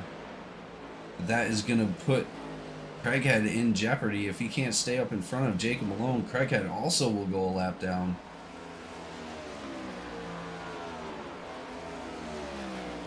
And it all stems from that black flag, that hold that they had in the pits. Joseph Barrow as well.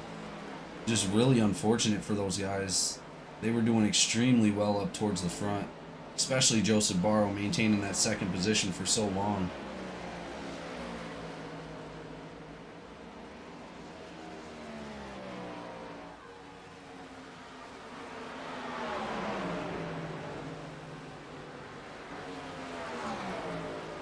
'93 asking if he's on fresh tires. Asking who? Sounds like whoever the '93 was by, they're letting him by because he's got fresh tires. Let's see.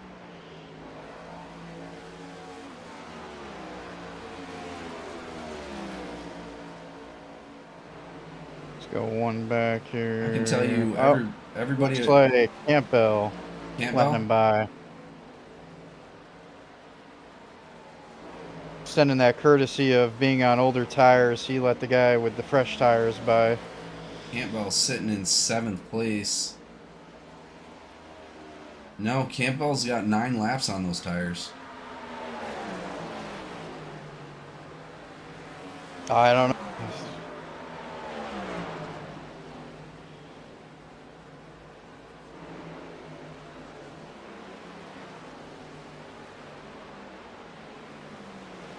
Maybe 9 fresher, 9 fresher laps than him.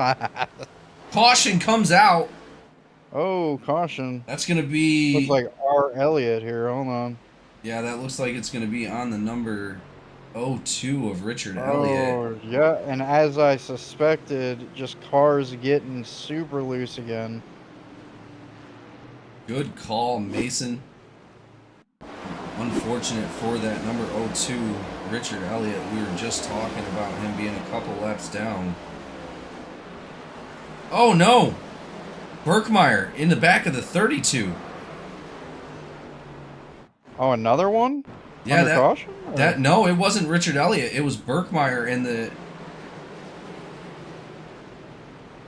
Yeah, that was between Berkmeyer and the 30 or somebody. No, that was Elliott. No, that was Berkmeyer in the 32. Why do I Was not it? see Oh, that no, on no, there? no, no. No, no, no, no. I am sorry. I am way far back on my cautions. Oh my goodness. Okay, I was gonna say what going on here. I am super sorry for anybody watching. I was way far back on my. We haven't had a caution in so long. I was so far up the list. But that is going to be on the 02, getting loose, coming out of that turn right there, getting into the wall, unfortunately. Bunch of damage on that 02. I'm hoping he has a fast repair. That is going to give an advantage to the lucky dog of Justin Openchowski to get back around the track. But we will be right back. We only have 50 messages. We only have 50 laps to go, ladies and gentlemen. But we'll be right back after these commercial messages.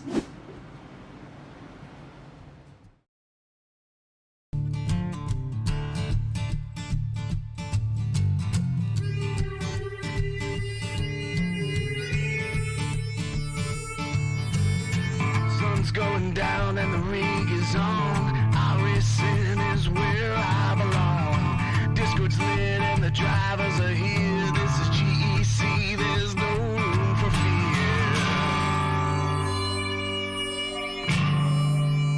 Green flag drops and the engines roar. 40 cars and we all want more. Mash the gases, we're on the line. Forward and we're feeling fine. Drifting close in a slipstream dance. Taking the cars in a high-speed trance. Try oval side by side. In this GEC league, there's nowhere to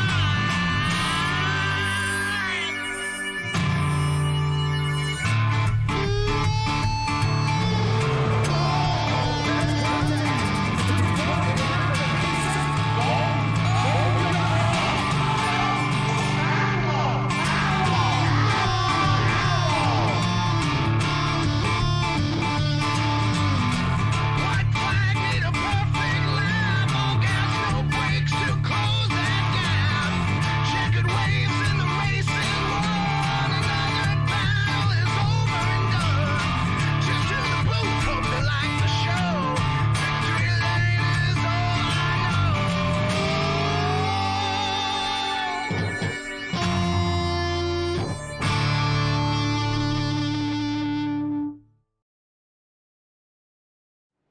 And we are back live on the track. It does look like there was an incident involving the number 1 car. Not sure. She also collected. Actually, it was the 11 that collected the 1 in the 86. Looked like 11 was coming down to pit and maybe just changed his mind a little too late there. Ended up losing it. No, he locked him up coming down to the bottom right there, it looks like. Let's go back and take a look. Looks like the 1 slowed up pretty good. The 11 breaking loose down low, coming up into Shane Cochran. Man, Cochran just not having a good night, unfortunately. That is definitely going to be on the number 11. And that was under caution that happened? Yeah, that was. I was under caution. Yep. Yeah, it looks like he was coming. It looks like Craighead had slowed down. Marion went to go dodge it and just got loose down on the bottom. Marion apologizing for that to Cochran, for Cochran getting caught up in that, being a good sport. Apologizing.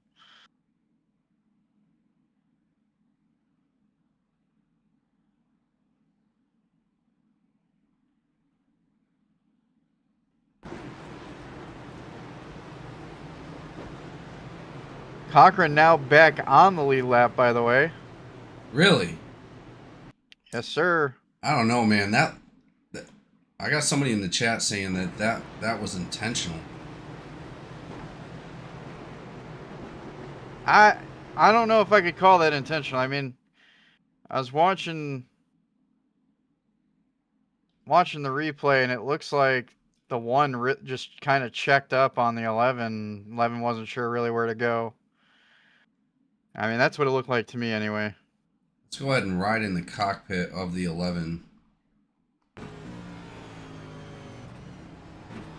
Oh no, he definitely got loose.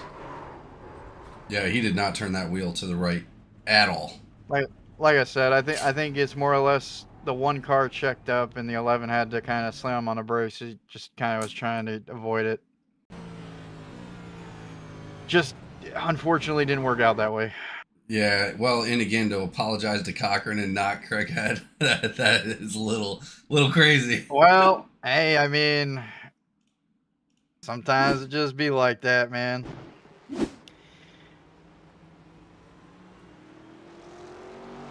Craighead and Cochran just not having the luck they wanted tonight. Richard Elliott just now coming off of pit lane. Green flag is out, ladies and gentlemen. This is going to be Hunter Berkmeyer's race with Garrett Caswell right behind him.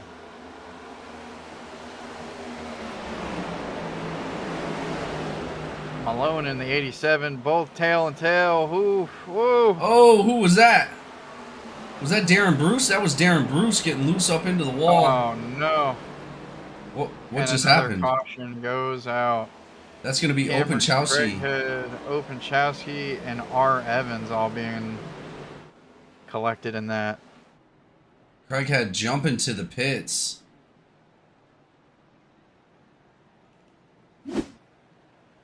Looks like 96. Hold on one second.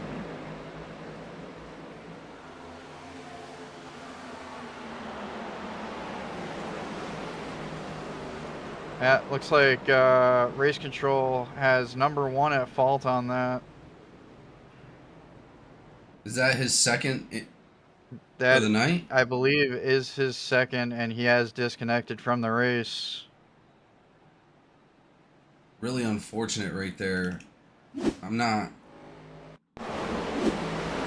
100% sure. I could have possibly called that on one myself, but I think he had already pulled down to pit to disconnect on that by himself. So, to me, it looked like.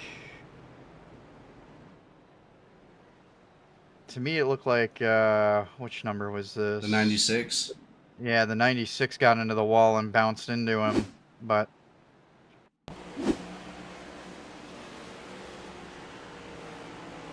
No, I think it was I think what he's going on is the before. The one was there something before that? The Did I one miss something? didn't give enough room up towards the wall, and that's what caused the 96 to go into the wall. Yeah, I could see that. Yeah.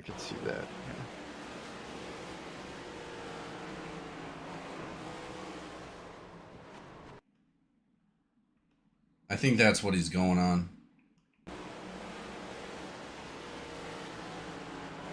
Oh, you know what? I do.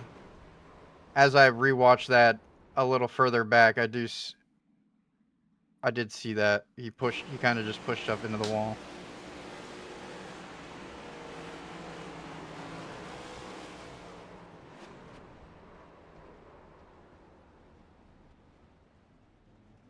Well, either way, unfortunate for the number 1 and the number 96. 96 doing really well tonight. his teammate Hunter Berkmeyer sitting at the top of the list. Oh, looks like Haynes getting that wave around. He is coming around now, getting a lap back.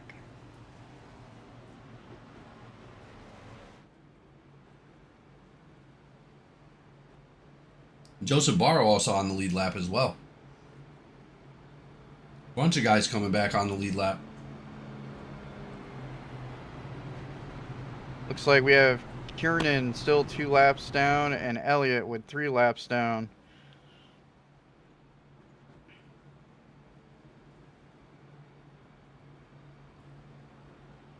Cameron Craighead and Machaka unfortunately out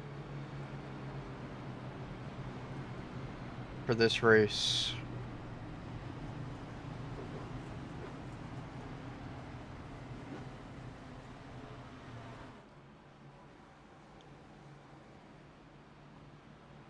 Cody's saying Hunter bumped Justin on purpose during the caution and took away his lucky dog. I didn't see that. Who did what? He said Hunter Berkmeyer bumped Justin under the caution and took away his lucky dog. But it looks like it didn't matter because Justin is still on the lead lap.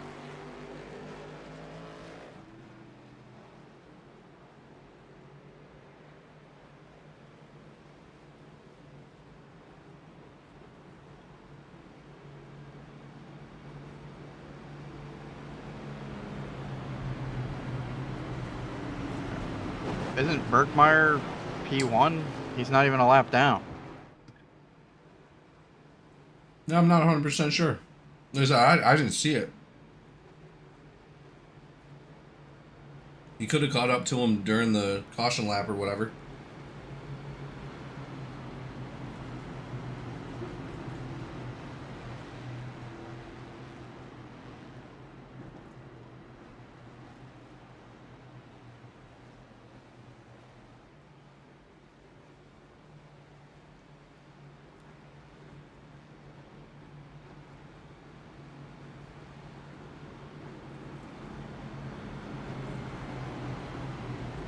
Oh yeah, we're definitely going to finish the race.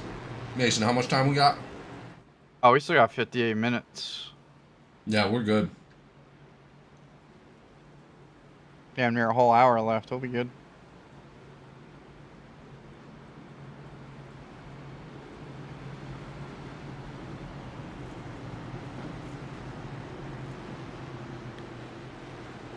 As we come around again. I mean, before these couple cautions, man, amazing green flag run by these guys. I do expect to see it No, it was again definitely here a good soon. one.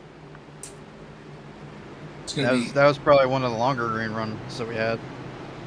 It's going to be Hunter Berkmeyer and Jacob Malone as we restart this race at Indianapolis.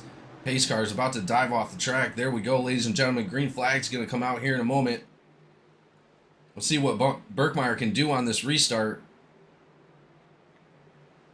Green flag is out. Here we go. Berkmeyer diving down to the bottom of the track and then back up again. Right in front of Jacob Malone.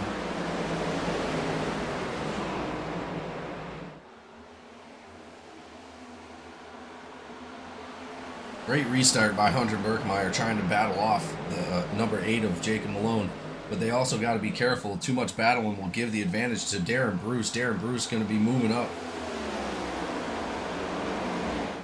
95 pulling that same maneuver that Cochran was doing, trying to pull away that that drag from the 8 there. And 95 goes around. 95 doing a great job. Unfortunately getting loose right there. That's going to bring out the caution. Oh, not up into Barrow. No way, man. Not up into Barrow. No way. Barrow saying that's his race. I can see him on the camera. Oh my god. I didn't even see any contact there.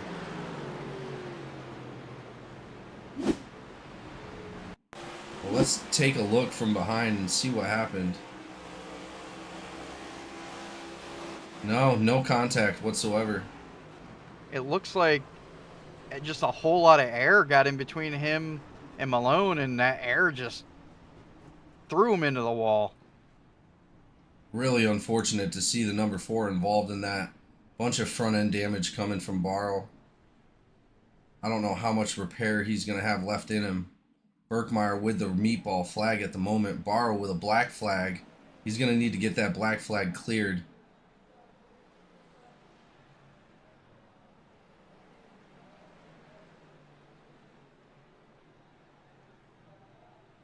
Brawl does Super not. unfortunate, man. Brawl Super does unfortunate. not look happy. He's putting on them fresh tires, though. It does look like he's about to go back out. Brawl does not have a meatball flag.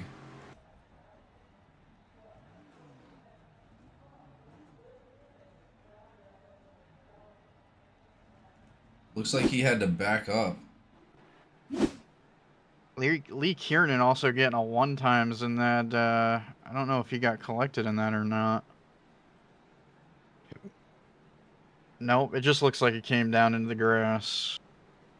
Brawl officially looks like he has turned off his camera. Yeah, if I'm him, I probably don't want anybody seeing my face at this point. Who else was involved? It looks like another car out there. There were pretty quite a messed few up. cars involved in that. We have Hunter Berkmeyer, Malone, D. Bruce, Jacob McCabe. Or is that Jacob or Jason? Oh, Jacob McCabe. Gallman Jr. and Jay Marion and Jay Barr all involved in that.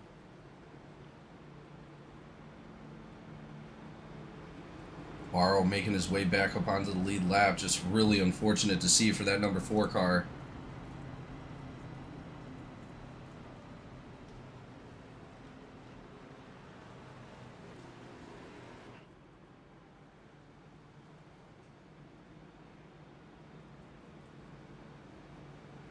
Looks like, yep, Berkmeyer of the 95 is out of the race.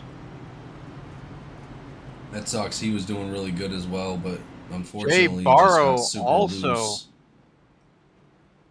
out of the race. Yeah, I seen that. Super unfortunate for those guys. Well, with only 40 laps to go, we're getting back to the nitty-gritty. These guys are going to have to focus and concentrate and make sure that they complete some more green flag laps here, or else, again, we may not finish this race. On the other hand, we have D. Bruce up in P1. Looks like he was just able to avoid that accident, man. He was in 3rd place running up behind those guys. Not sure if he took any damage on that. I actually want to go back and look. Oh, he... wow, I don't know how he pulled that off, but, I mean, it looks like he activated some kind of, like, cloaking device and just went right through that wreck. No way. It says he got a 4 times off of it, but, man, he rolled right through it, no problem. Yeah, I don't see any kind of damage whatsoever. It does look like we have a couple black flags on the field. Justin Openchowski taking a black flag. Lee Kiernan also with a black flag. Not sure what happened there. I believe Lee Kiernan requested an EOL on that one. Not sure why. Maybe he's got some damage to that vehicle. Well, it looks like these guys are coming back out of pit lane at the moment. 4 drivers out currently. That's going to be Joseph Barrow, Hunter Berkmeyer, Cameron Craighead, and Michael Menchaca, all out of the race so far. But we still have, what, 18 drivers left. So have 18. 19 drivers. I'm showing 18. Because we started with 22. If we have 4 out, that should be 18. Yep, you're correct. My apologies. I was I was counting by the positions, but guess those weren't lining up correctly. Well, with only 40 laps left, that's only, what, one more green flag stop.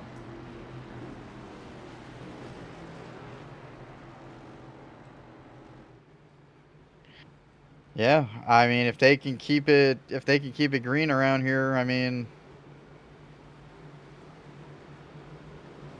could be looking at a finish here real soon.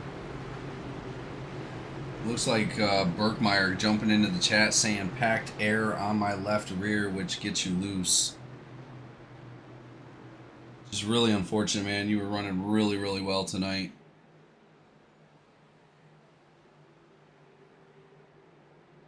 Green flag is out as Darren Bruce and Kenneth Gallman battle it out. Gallman back up towards the front.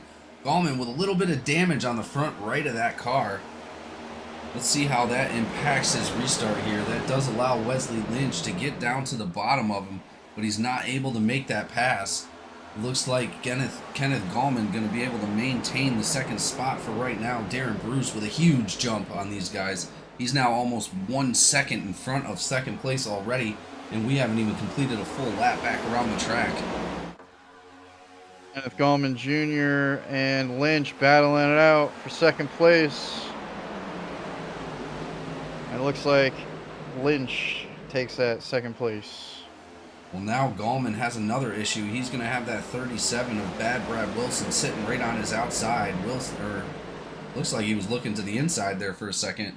Wilson, an amazing driver in his own right, just making moves up towards the front. Wilson up to 4th place.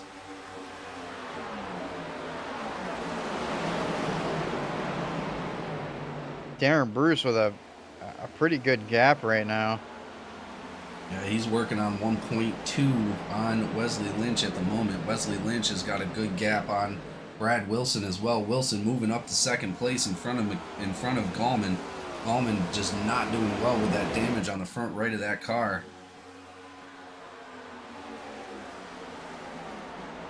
Ooh, ooh. What happened? Back of the pack, we're getting back to the 2 wide, almost 3 wide in the back here. 3 wide with Campbell. It looks like Malone and Caswell. Oh, Malone, whoa, Malone, whoa. Malone up into Caswell. Caswell up into the wall. Somehow the green flag is still out.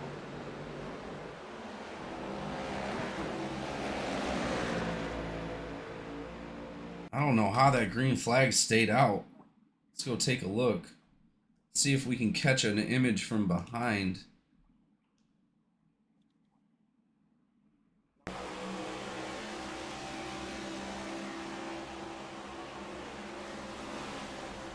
Number 11 of Marion getting caught up in that as well.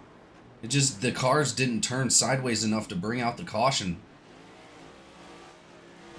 It's crazy. I don't see a whole lot of damage on Caswell's car, but man, he was definitely riding a little close to that number 8. 8 just gave him a little bit of a shove off of him. And that's where we're at right now, ladies and gentlemen. Garrett Caswell still out on the track. Not enough damage to bring it in, but man, just really unfortunate.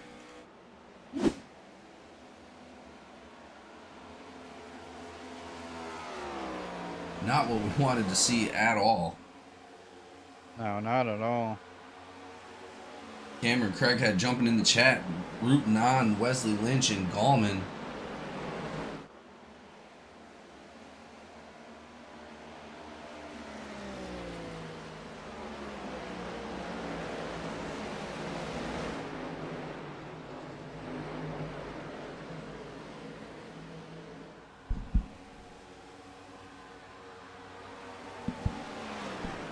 We do have a driver coming down into the pits. Kenneth Gallman now coming down into the pits with that damage on the right front of that car. Not sure if he incurred any more damage on the right front. And I really can't believe that iRacing didn't throw that caution right there. That's surprising. Yeah, that is actually pretty shocking. I immediately, once I seen him going around like that, I assumed that it was going to throw that caution out. Dustin Haynes battling with, looks like Campbell right there. They're going to be side by side coming into that turn. They're going to be right there behind the number 17 of Sprouse. Still side by side. Shane Cochran trying to fight him off. Seeing if he can take an advantage of that battle. And the gap between these leaders right now is insane. We got a 1.52 between Bruce and Lynch, and a 1.18 between Lynch and Wilson, man. Just a pretty good gap between all three of them.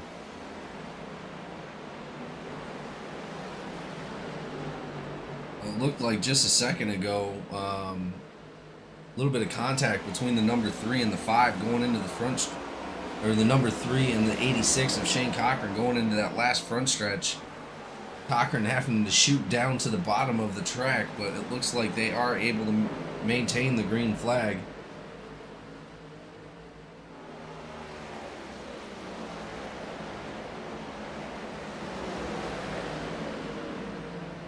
Eric Caswell coming down into pit lane. Looks like he is coming back out. He might have used a fast repair to get some of that damage fixed.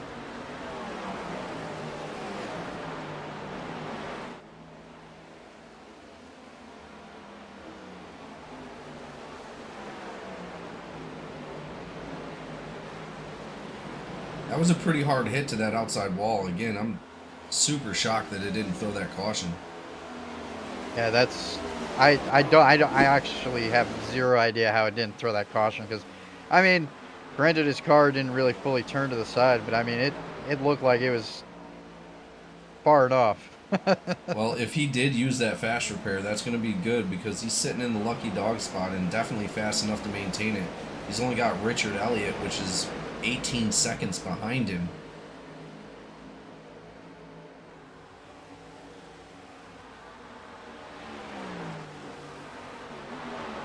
Ooh, it looked like a little bit of contact between the 3 and the 52. 3 and 52 going to battle it out right here, side by side. Dusty getting a little loose. They're able to maintain it. That battle is going to bring Cochran back up into the mix, but also here we come. Josh McCabe in the 36, working his way into the top 10. Dusty and Campbell still, looked like he was right there on his back. Yeah, that's definitely going to be the battle to watch.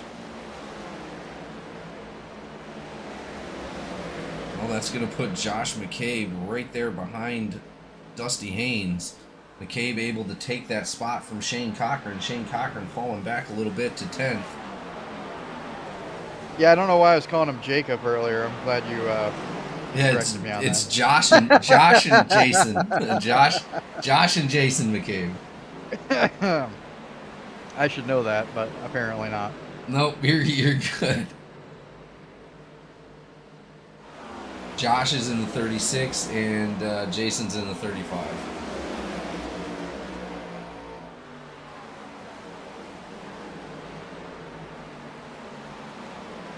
Still incredible racing going on out here. Green flag laps. Not sure when these guys are actually going to have to come down and pit. It looks like Darren Bruce, Wesley Lynch, Brad Wilson, all on 18 laps right here. They're going to have to come in sooner than everybody else. Are they going to have enough laps to be able to make it to the end of the race? I don't know.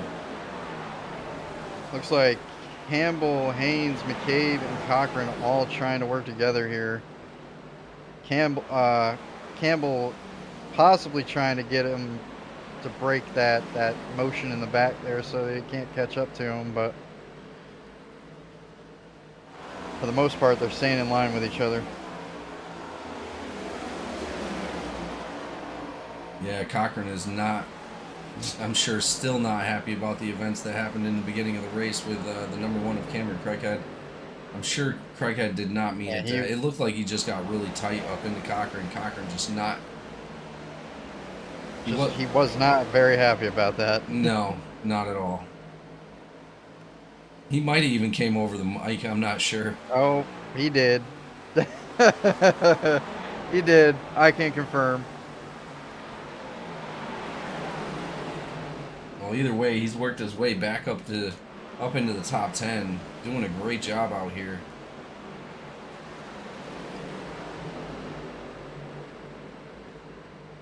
Under 30 laps to go. We got 29 laps left in this race, ladies and gentlemen.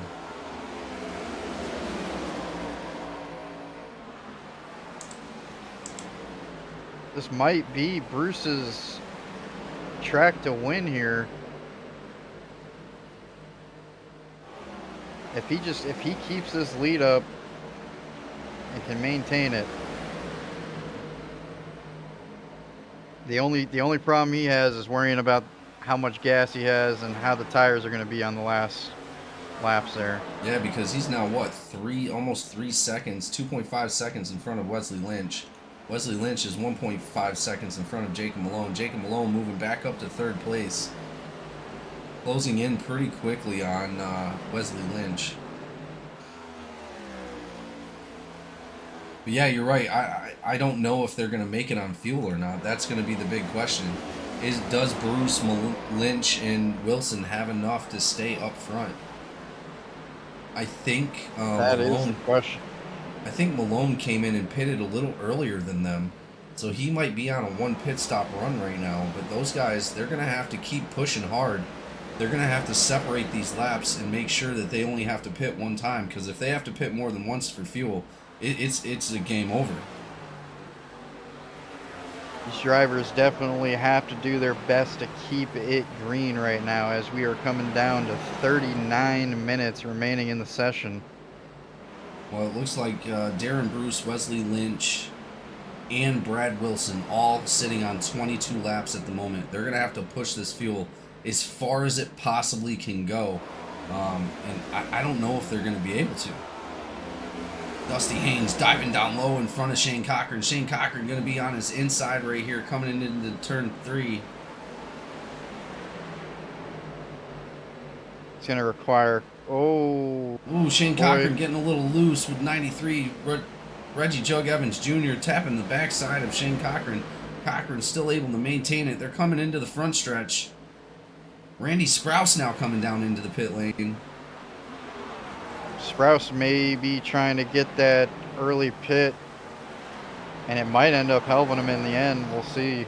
Yeah, but can he go 26 laps on a single tank? That is the question. I don't know, man. That's a tough one there. Well, it looks like still, as we look at it, 86 and 3 still next to each other, getting into the doors. Oh man, these guys are pushing hard. Oh.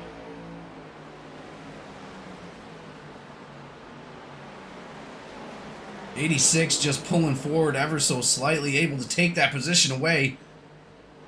86 now moves up to 8th spot. Oh, Bruce coming into the pit, Lynch coming into the pit, Wilson coming into the pit. I knew it. The question is how many laps did they have? I think it was only 24, and now we got 25 laps left. Are they going to be able to make it to the end of the race on a single pit stop? That is going to be the actual question here. I don't know. It's going to be a game of precision coming down to the end here. I agree. And, like, if you have to fuel save, how much is that going to lose? How many spots are you going to lose trying to fuel save just to make it to the end of the race? I mean, this is a big deal. This is the second race to the end of the season, end of the regular season, and you got to get as many points as possible trying to break into the playoffs. Only the top 14 drivers are going to get into the playoffs, ladies and gentlemen. Lynch, Bruce, and Wilson all coming out of the pits. Marion into the pit.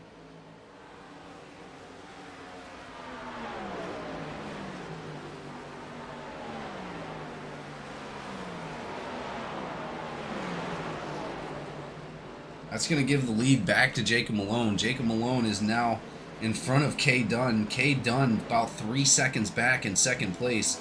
First time K. Dunn's been up towards the front all day, but an incredible drive for him out here at Indianapolis for the Brickyard Brawl. Is that 16 laps since Malone last pitted? Let me look. Yeah, 16 laps on those tires. So he still has to come in. He's going to have to come in here sooner than later. But how many laps does he want to risk it, you know? Dunn coming into pit lane. Dunn, I mean, believe, could make it. If I was Malone, I would be trying to hold out as much as I can and going in at that very last minute. Just seeing as most of these drivers have already gone into the pit. Well, and I'm thinking these guys are getting anywhere between 24 and 26 laps, right? So, in 26, it's stretching it. It really is stretching it. So, I'm super curious to see what's going to happen here at the end of this race, especially at the end of this green flag run. With only 23 laps to go here at Indianapolis, these guys have a fuel strategy in front of them that I don't know some of them are going to be able to make it through. I don't know. It's going to make the end of this race very interesting. Cochran, Haynes come down in pit lane. They're going to make it. Definitely going to make it. Oh, 100%. And this could have been the play coming in right here. This could give him a lead over, let's just say, Malone. At this point, Malone still hasn't come in.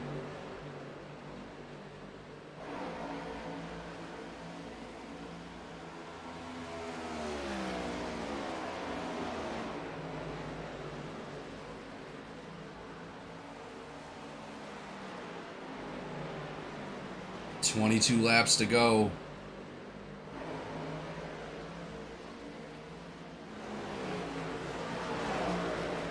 Malone sitting behind some of these lap cars. I'm wondering if that might save him a little bit of fuel, but even so, he's been out there for 19 laps now. I mean, he's definitely got to come in. Yeah, there's no way he's going to be able to make it to the end of this race. He might be able to stretch it to 24 at the most. Unfortunately, with Sprouse, Cochran, Marian, Openchowski all being down one lap now. They're going to get that back as soon as he comes down into that pit lane.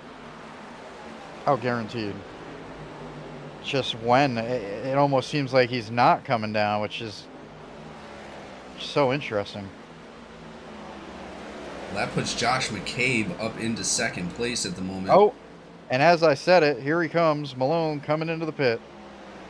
Yep, I think now was the good choice. And we got two other drivers coming down into the pit lane as well. It looks like Reggie Jug Evans Jr. and Chapman all coming in. Richard Elliott is just now coming out.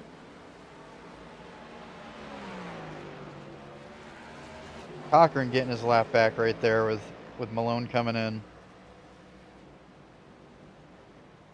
That's going to put Josh McCabe up front. Josh McCabe, our new leader here at Indianapolis, he is going to go ahead and lead himself a couple laps. But how many laps does he have on those tires? 21 laps already on those tires for McCabe. He's the only one with over 20 laps on the tires.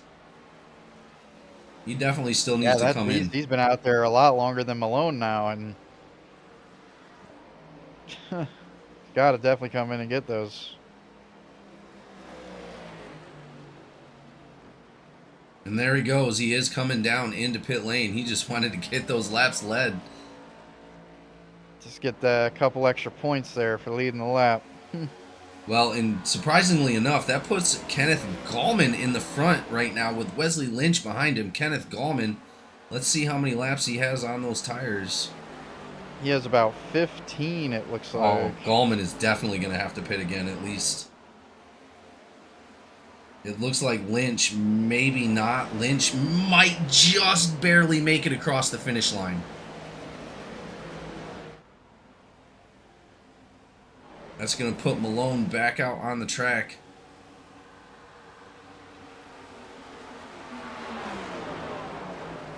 If Lynch can hold on, he may just take it home here at Indianapolis on a pit strategy.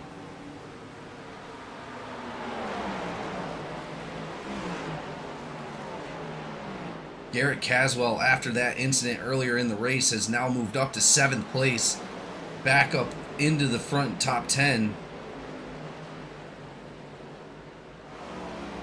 Great driving by Garrett Caswell here tonight. Absolutely.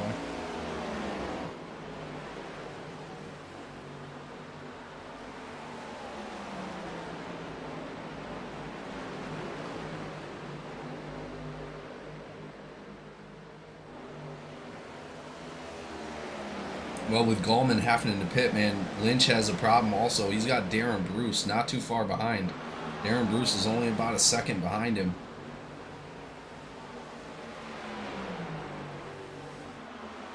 Actually, no, he's about 2 seconds behind him. So if Wesley Lynch can maintain this lead, he may take it home. Bruce going on the outside of Marion, as well as Jacob Malone on the outside of Bruce, passing Bruce.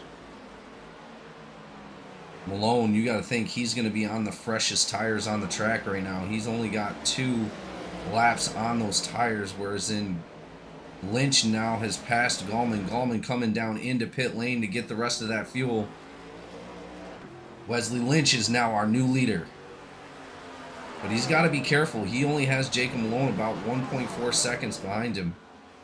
Yeah, Malone is definitely looking up, coming back to him, trying to get that P1 back. But man, wouldn't that be something? Back-to-back wins for Lynch. Winning the 500 and then coming and winning P1 right here at Indianapolis. As Malone catches up to Openchowski. Openchowski already a lap down. That's going to put him 2 laps down if Wesley Lynch can get back up to him. But man, Malone is closing that gap fast. Malone is just got the speed right now.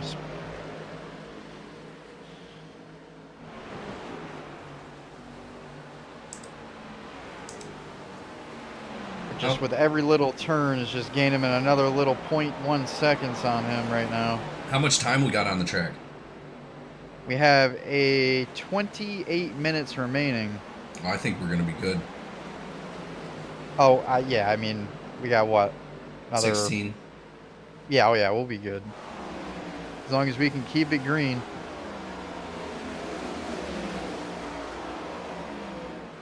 Just a hell of a race from these guys, and we've experienced, you know, already a long race coming out of Hermanos Brothers out in Mexico. These guys put down a hell of a race on that road course. Endurance, it just, I would have been like pouring sweat after coming out of that race. Oh, for sure. It looks like we got Garrett Caswell and Haynes coming into pit lane. I wonder how many Seems laps like they a had. very late pit stop strategy to me. I don't think they had a choice. I think they were running out of gas.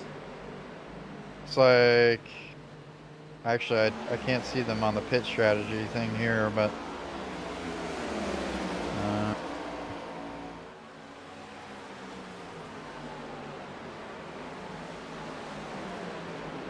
looks like McCabe looking on the inside of Randy Sprouse right at the moment. Sprouse on the outside in that blue and white car, 17. And there goes Malone out in front of Lynch. Taking the P1 position. Oh, Lynch looking down on him. Lynch not letting him get away. He is going to be nose to tail on the back of that number 8 car. He's going to have the number 87 of Garrett Caswell right behind him on fresh tires. Garrett Caswell is going to be looking to get that lap back from these guys. He is not going to be looking to stay a lap down before the end of this race. Caswell comes back out in P14 at the moment. He's looking to the outside of the number 33.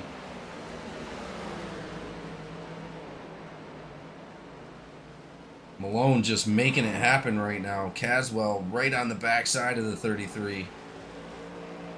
Caswell giving the push to the 33, trying to get him back up there, it looks like.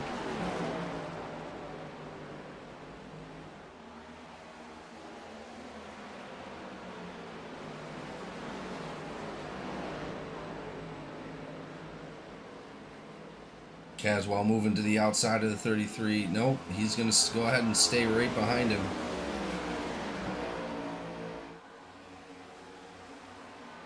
Openchowski looking on the outside of K. Dunn, trying to take that spot away, trying to get himself away from Jacob Malone. Hey Dunn, the last driver on the lead lap. Looks like Malone is catching up to him pretty Whoa, quickly. whoa, whoa, whoa. What happened? 33 and Caswell? Caswell almost got into it. Caswell got pretty loose. Caswell pushed in under Lynch.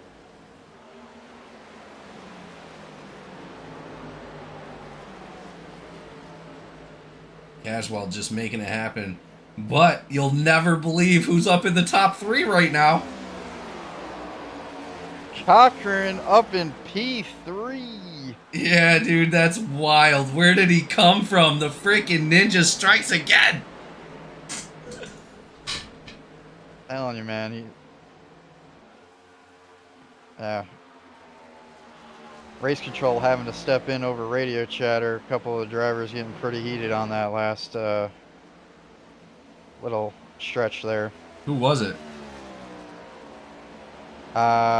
It'd be the driver of the 78 and 33 car.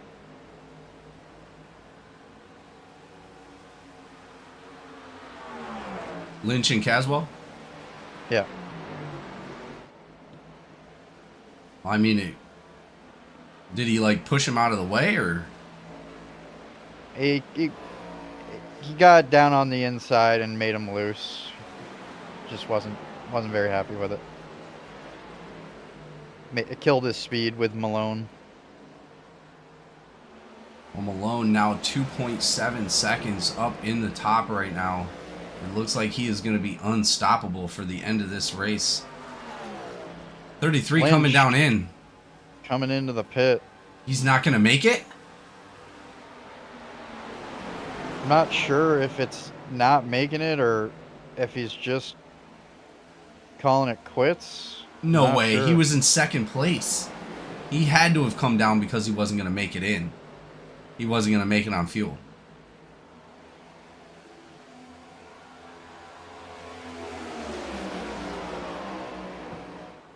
Lynch also catching a black flag coming into pit lane. No way. This pit lane has been striking drivers out.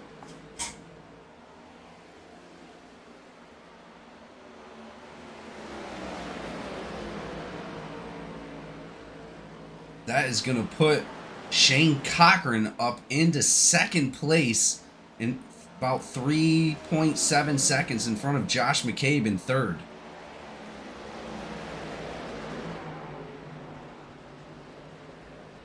Unfortunately, it looks as if 33 is pulled into pits. He is not looking like he's coming back out at this point. He caught a penalty. Oh, he is. Black flag got cleared. He's coming back out. Yeah, he probably had like a 30-second hold or something like that for speeding in the pits maybe. And a lot of these drivers have been getting hit with that speeding, man. A lot of them. We've seen, what, 4 or 5 black flags already tonight? Yeah, super unfortunate. Do we know the speed limit in the pit? I do not. I believe it's 55. I'm not 100% sure, but I'm almost sure it's 55. I feel like maybe the pit comes up too fast and people just don't realize it, and by the time they're already hitting their brakes, they don't have enough time to slow down fully. Jacob Malone fighting with Dusty Haynes. Jacob Malone tail to Finn right there behind Dustin Haynes coming into the next turn. That's going to be turn 3 going into turn 4. Malone not making any contact, just giving him a little bit of a push. Garrett Caswell looking to get his lap back. He's going to be right there behind Malone. Garrett Caswell making moves.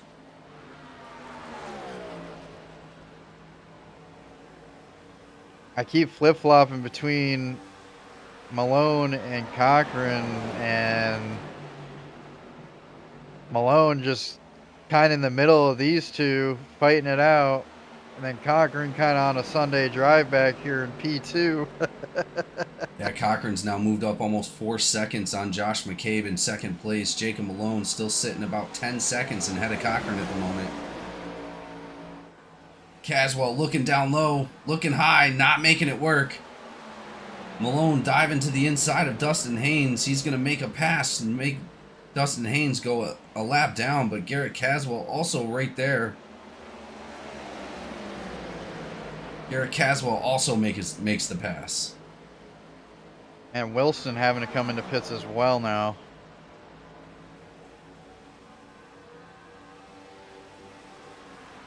Making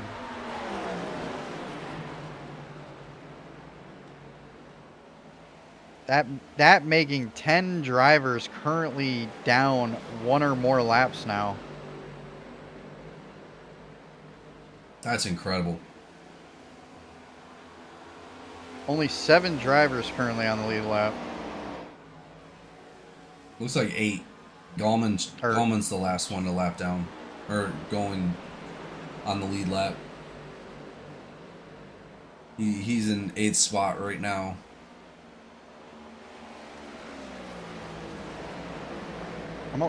I didn't. Yeah, okay. I didn't count Malone because I didn't see a time count next to his name. It just says gap. Yeah, no, you're good. But Malone putting on another show out here.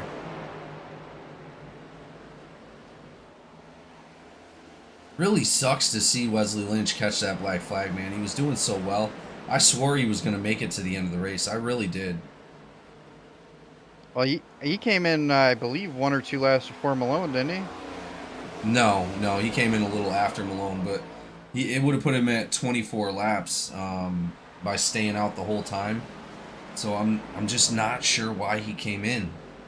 I think 24 laps is right at the limit. I think he would have made it. I can't be 100% sure, but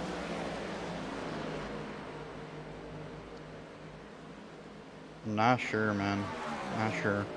Garrett Caswell losing a little bit of time on Malone right there, but that moves Garrett Caswell up to 9th place, coming from the incident from earlier without that caution coming out. That's amazing progress.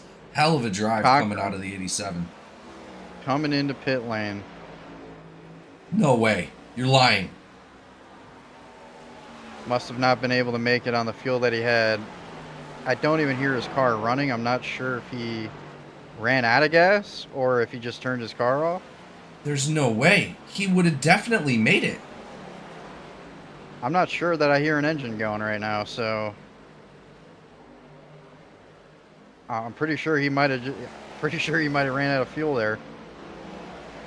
He only had 17 laps on those tires, or on that tank. He was running a majority of those laps on his own, though. He might have burned that fuel up.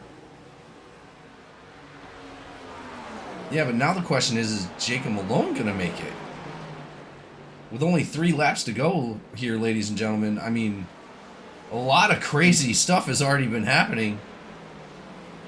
Malone might have did himself a favor by sitting behind Dusty for that length of period, grabbing some of that draft. Might have saved him a little bit of gas to finish out this race. Who knows? I guess we'll have to see. Well, that pushes Josh McCabe up into 2nd place at the moment. Shane Cochran trying to fight his way from going a lap down. Cochran is the last one on the lead lap in 8th. Malone just following him down to the bottom of that track. Oh yeah, he's trying to grab all the draft that he can right now. 2 laps to go. Who is that up in front of him anyway? That's Cochran. Oh, is it? Oh, it is Cochran. Okay. Yeah, so just trying everything in his power not to go a lap down right now. I don't think he's going to go a lap down on those fresh tires. No way.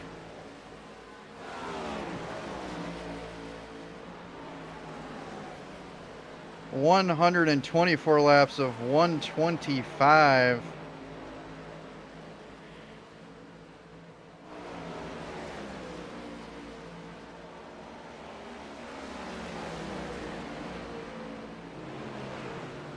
White flag is out, ladies and gentlemen. Last lap here at Indianapolis. No more cautions are going to come out.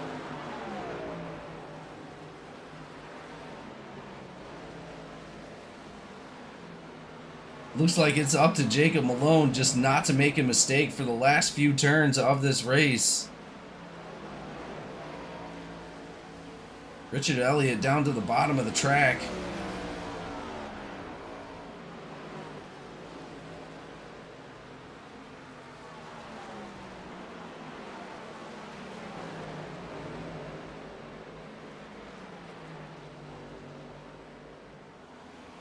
Wow, what an incredible race, Mason. Yeah, this race was absolutely insane. So much, so many things that happened. That is going to be it, ladies and gentlemen. Jacob Malone is going to be your Indianapolis winner. Amazing racing here by these Cup drivers. I am astonished that they did so many green flag laps. That's so awesome. But here we are, Jacob Malone first P1 and Josh McCabe in P2, Reggie Jug Evans Jr. in P3. That is your podium, and we will be right back with your driver interviews.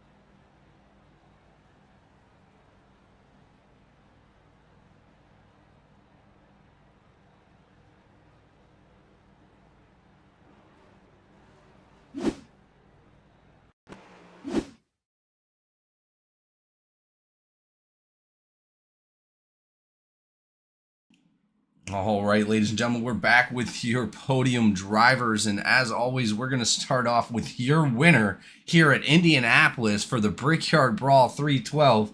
Jacob Malone coming home in that number 8 car with another checkered flag this season. Almost enough to round out his solidification for the regular season champion. Jacob Malone, congratulations on doing an amazing job tonight. How does it feel? It feels really good. It all came down to strategy at the end, which is very interesting. Um, I'm surprised. Well, I'm not that surprised, but I was able to save enough fuel to start sputtering at the line, so I saved the exact perfect amount I needed to go all the way here tonight, which was a lot of fun dealing with that, putting in the clutch, and trying to save fuel. Well, and we were super curious because we seen a bunch of the drivers behind you, Wesley Lynch, Shane Cochran, both in second place, wound up coming down to get fuel. We assumed they had enough. How many laps were you guys getting out there? We thought it was 24 to 25, but it looked like everybody was diving in at 22. Well, when you're at full push, you get around 18.5. If you're running race pace, it's around 19. And so I had to save about, say, 2 laps of gas in total, of 2 to 3, which is quite a big gap here if you notice how big the track is. Kind of used some cars as a pick whenever I had some lap cars in front of me. I had great help from my teammate Dusty. He was able to, help me go that extra length just a little bit. Used Caswell. He was sitting right there being a little angry, so I used him as much as I can. But no, it was really just abuse and manipulate everyone around you in order to save fuel, put that clutch in, and manage your tires at the same time, because tire fall off was also a problem. Yeah, we seen you riding around with those lap cars, and just that's what we were assuming you were doing by staying right behind them. Mason called it exactly for what it was, and he's out there saving fuel behind those guys. So man, amazing job. sputtering across the line, barely making it to the end. That's just absolutely incredible. I've had my own win doing that. I know how good it feels to be able to save better than anybody else on the track. But man, just congratulations out here at Indianapolis for race 9. Thank you, man. Yeah. It's a lot of fun. Absolutely. It looked like fun. We enjoyed it from the booth, and I'm sure our viewers enjoyed it as well. Is there anybody you'd like to thank for tonight's race? I'd like to thank you guys, of course, for putting it on. Of course, Outlaw Performance, my team. Dusty was once again a great help, like I already mentioned. I want to thank anyone in the chat room for me. My parents, of course, they always support me. But no, I'm excited to see what next race entails for us and where the chase takes us. Awesome. Well, and again, we look forward to seeing where the chase actually ends up. And again, obviously coming into the chase, you do get a few extra points for winning some races and stuff like that. But it is going to be reset when we come back into the chase. So it is going to be a fight for anybody that is in the top 14 going into the playoffs. So we look forward to seeing how that chase goes for you. Thank you, man. Absolutely. Thank you. And as we move on to our second place driver, Josh McCabe in the 36, just putting on an amazing show as well. Josh McCabe doing a great job out here for McCabe Esports. Awesome drive, man. You did amazing. How does it feel to come out with a podium at Indianapolis? Oh, it feels great. Back-to-back P2s for McCabe Esports. Couldn't be happier. Beginning of the race was tough. Had to recover. I know it was no malicious intent by Malone. I think just air got crazy, and we got spun pretty early up front. So we slowly fixed the car, got it back, and I knew it was going to come down to fuel, and I was hoping to stay green. And I was able to save fuel like Malone. Just we were a little farther back than we wanted, but I'll take a podium. Well, and again, the guys up in front of you, like Wesley Lynch. Yeah, I know he's gonna be so upset about that. Wesley Lynch and Shane Cochran having to come in and that giving you the P2, saving fuel definitely worked out to your advantage. And again, a fuel save strategy is one of the most fulfilling strategies I've ever accomplished in my career out here with you guys. And I'll tell you, it's got to feel good to come out here in P2. It really does. And I do want to say I had a blast racing with Cochran and Dusty and Campbell. It was fun, good, clean racing, and that made my night right there. But to be able to finish in P2 was great. Great teamwork with my teammates. I know Jason couldn't make it tonight, but Brad, we were working great together. Didn't quite work out for him, but still happy with this team. Nah, you guys are doing a great job, and we look forward to seeing what you guys can do. I believe all three of you are actually in the 14 for the playoffs. Am I correct so far? I'm not sure. I know Brad was close, so it would be close on that. Well, I'm hoping all you guys get in, and we look forward to seeing McCabe Esports come out and just dominate the chase. You guys have been doing great all season, and we look forward to seeing what you guys can do in the chase. We appreciate you guys having us, everyone up in the booth, everyone behind the scenes at GEC, and just appreciate all the hard work everyone puts in so we can have fun. Awesome, man. Well, is there anybody you'd like to thank for tonight's race? Just again, everyone with GEC, everyone, in our McCabe Esports team, my brother Jason and Brad Wilson, we work great together, and we're having fun. And that's what matters. Well, you guys did a great job tonight, and I definitely look forward to seeing you guys out there. Thank you so much for being here. Thanks for having us. Yes, sir. It looks like we lost Who's our third driver, Reggie Evans.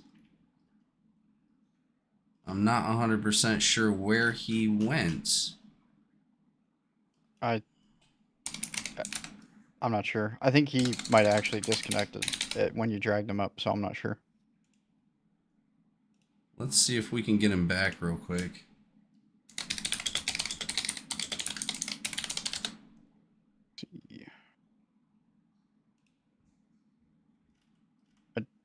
Don't see him online anymore.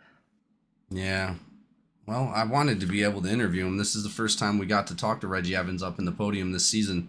But either way, that was an amazing race, Mason. Thank you guys for being up here. Thank you for all that watched. Thanks to the drivers that came out and participated in this race. Just incredible racecraft from the Cup NPC Cup Series here tonight. Again, we look forward to seeing you guys next week, and thank you for joining us here at GEC Racing League. We'll see you next time.